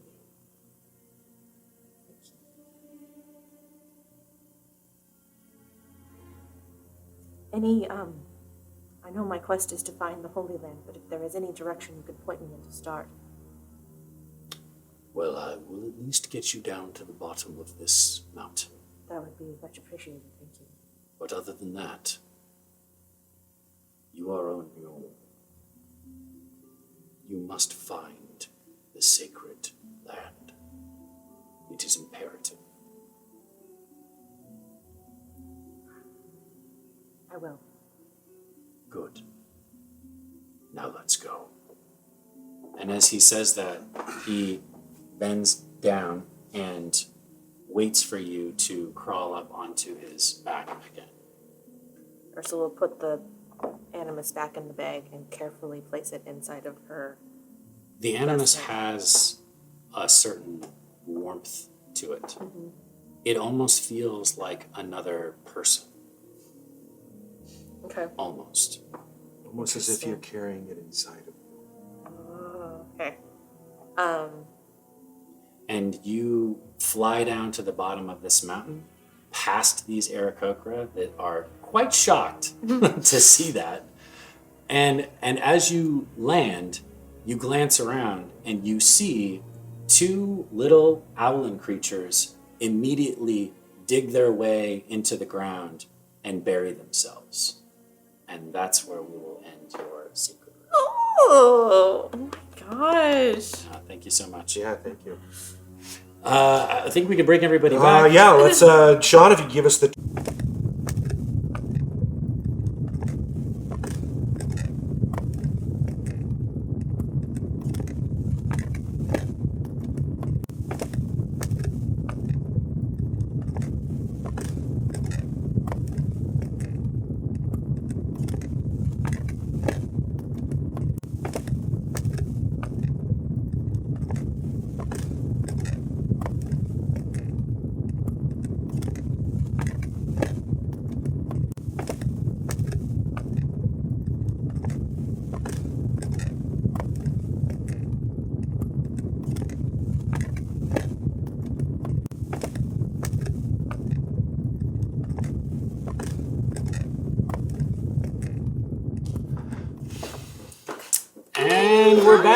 Hey, how'd it go? Yeah.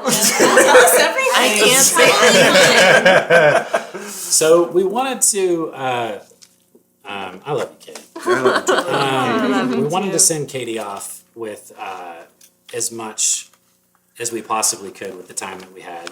She is, of course, giving birth to a beautiful child soon. What? So, it's not a spoiler. Our TDR family is growing! And as we all know, there has to be a baby born at the beginning of every season. Yeah. That's Yes. correct. As we know. What episode was it for you? It was like 3 or 4 episodes in. It was before episode 5, I think. Yeah. If I wasn't the one carrying the child, they'd probably honestly shake out to be a bad person. Jake, get out. Yeah. Yeah. That was Well, that's cool down. That's info for the cooldown. So at the end of every show, we like to play a fun little game where we read out the highest level Patreon for both Team Force of Nature and Team Force of Cosmos. Mm-hmm. And this week, we don't even necessarily need to roll who's going to be the guinea pig. For Team Force of Nature, does everybody have their lists? Yes. Great. For Team Force of Nature, this was a suggestion by Lesbian Wolf. Thank you, Lesbian Wolf. A couple going over their substitute items from the grocery store.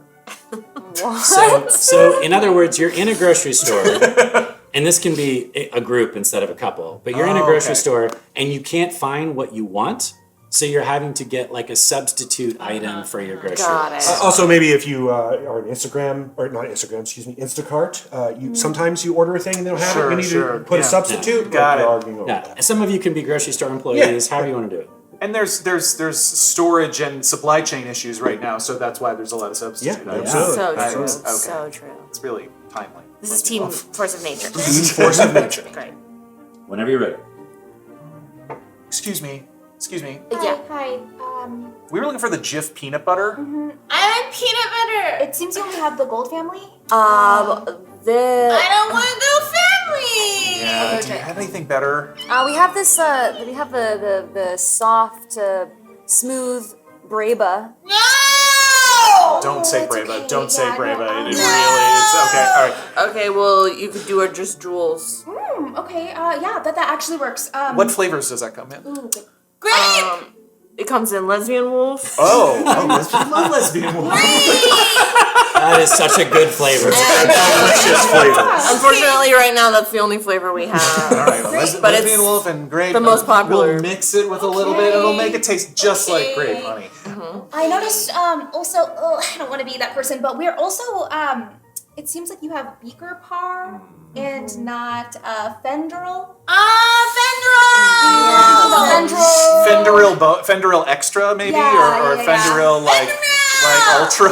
Unfortunately, all we have is the Fendril and the super giant family size. If that's something. Honestly, We'll go through it. that's great. Yeah, we no, will wait, that's please. absolutely go through it. Yeah, and just to forewarn you, if you are looking for anything in the kitty scritches aisle, we got cleaned out on Monday. I'm sorry, you're out of kitty scritches? Yeah. Okay, all right. It's okay. It's all right. It's all right. We got some Armando 89 in the car, and it'll be perfect. Okay, it's fine. It's fine. I am going to be writing into your past decisions to complain. I just want There it is. That's what I was waiting for. I've worked in customer service long enough. I knew it was coming. you are going to lose your job. Yeah. I am your past decision. Deborah? This is him? I got real. Say anything out loud about this guy. I am your past decision. Well done. All right, so now for Team Force of Cosmos. This comes from Drew from IT. Thank you, Drew from IT. A visiting scientist trying to explain a very complicated scientific concept to a bunch of school kids. So, for example, astrophysics or quantum mechanics. Sure. I think You guys all know that. Yeah. Sure. I think you don't have to do this, but I think Katie should be the scientist just because she was the kid in the last. Yeah. Sorry, not Katie. I was thinking Carrie. Carrie. Carrie. Yeah, Carrie, you're the scientist. Carrie, you're the scientist. I'm gonna shut up now. And I'm trying to explain astrophysics. That's right. So you're a string visiting theory. scientist trying to explain a very complicated scientific concept to a bunch of school kids. Okay. Uh-huh. Okay. So, we talked. Hold on. We talked about the Gorban plate. You all remember this? Yes. What about Student of Grimm? Okay, student of Grimm is in the next chapter. We haven't gotten there yet. I heard if there's a Lincoln break and a student of Grimm, then the entire world explodes and gets sucked into a black hole. Oh my god. Oh my god, I think I'm nuts. Okay. I don't want the Gorban plate in a Lincoln break. Okay. So the Gorban played, and then yes, okay, and then what happens is so this that's like Wild Man comes and like inserts. I love Wild Man. That's my favorite comic book. Wait, what? That's great. No, you keep going. Okay. Whoa. So then the wings make it take flight, and it goes up all the way into the sky because it's down to clown. You see? It's so scientific. How does this explain how rockets take off? It does. I made a volcano. All right. That's exactly how science That is 100% how that works. Yeah. Incredible. I was almost a teacher, a scientist, you guys. A scientist who teaches. Wow. A science teacher? Oh, you did it. Katie, you did it. I miss you already. Aww. Yay. We'll be back. I'll hug her for all You'll of be you. back. For all the watchers. And then we'll have a high chair here with a baby, Right. Babies in D&D go Yeah. really Yeah. Super. They play the ogres. That's really. Right. you know, I'll come just let back the with baby a play the ogre. little bear cub. Halloween outfit already moved out. Well, ladies and gentlemen, and gentle days, that is our show this evening. Oh. Thank you so much for joining us. We want to give a special shout out to all of you who spend your time with us every Wednesday. If you are one of our YouTube watchers and subscribers, thank you for spending your Fridays with us. And of course, our patrons. Thank you so much. Without your donations, without those of you who donate to interact with this game, we would not be here. So thank you so much for that. And as always, humankind, be both! Good night.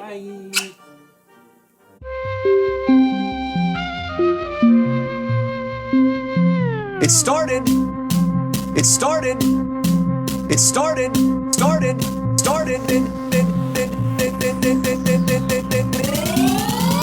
as a simple dungeon run.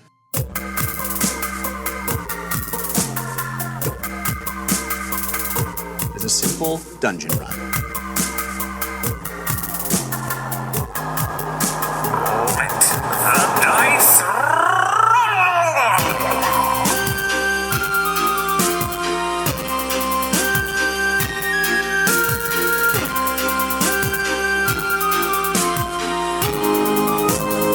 Auto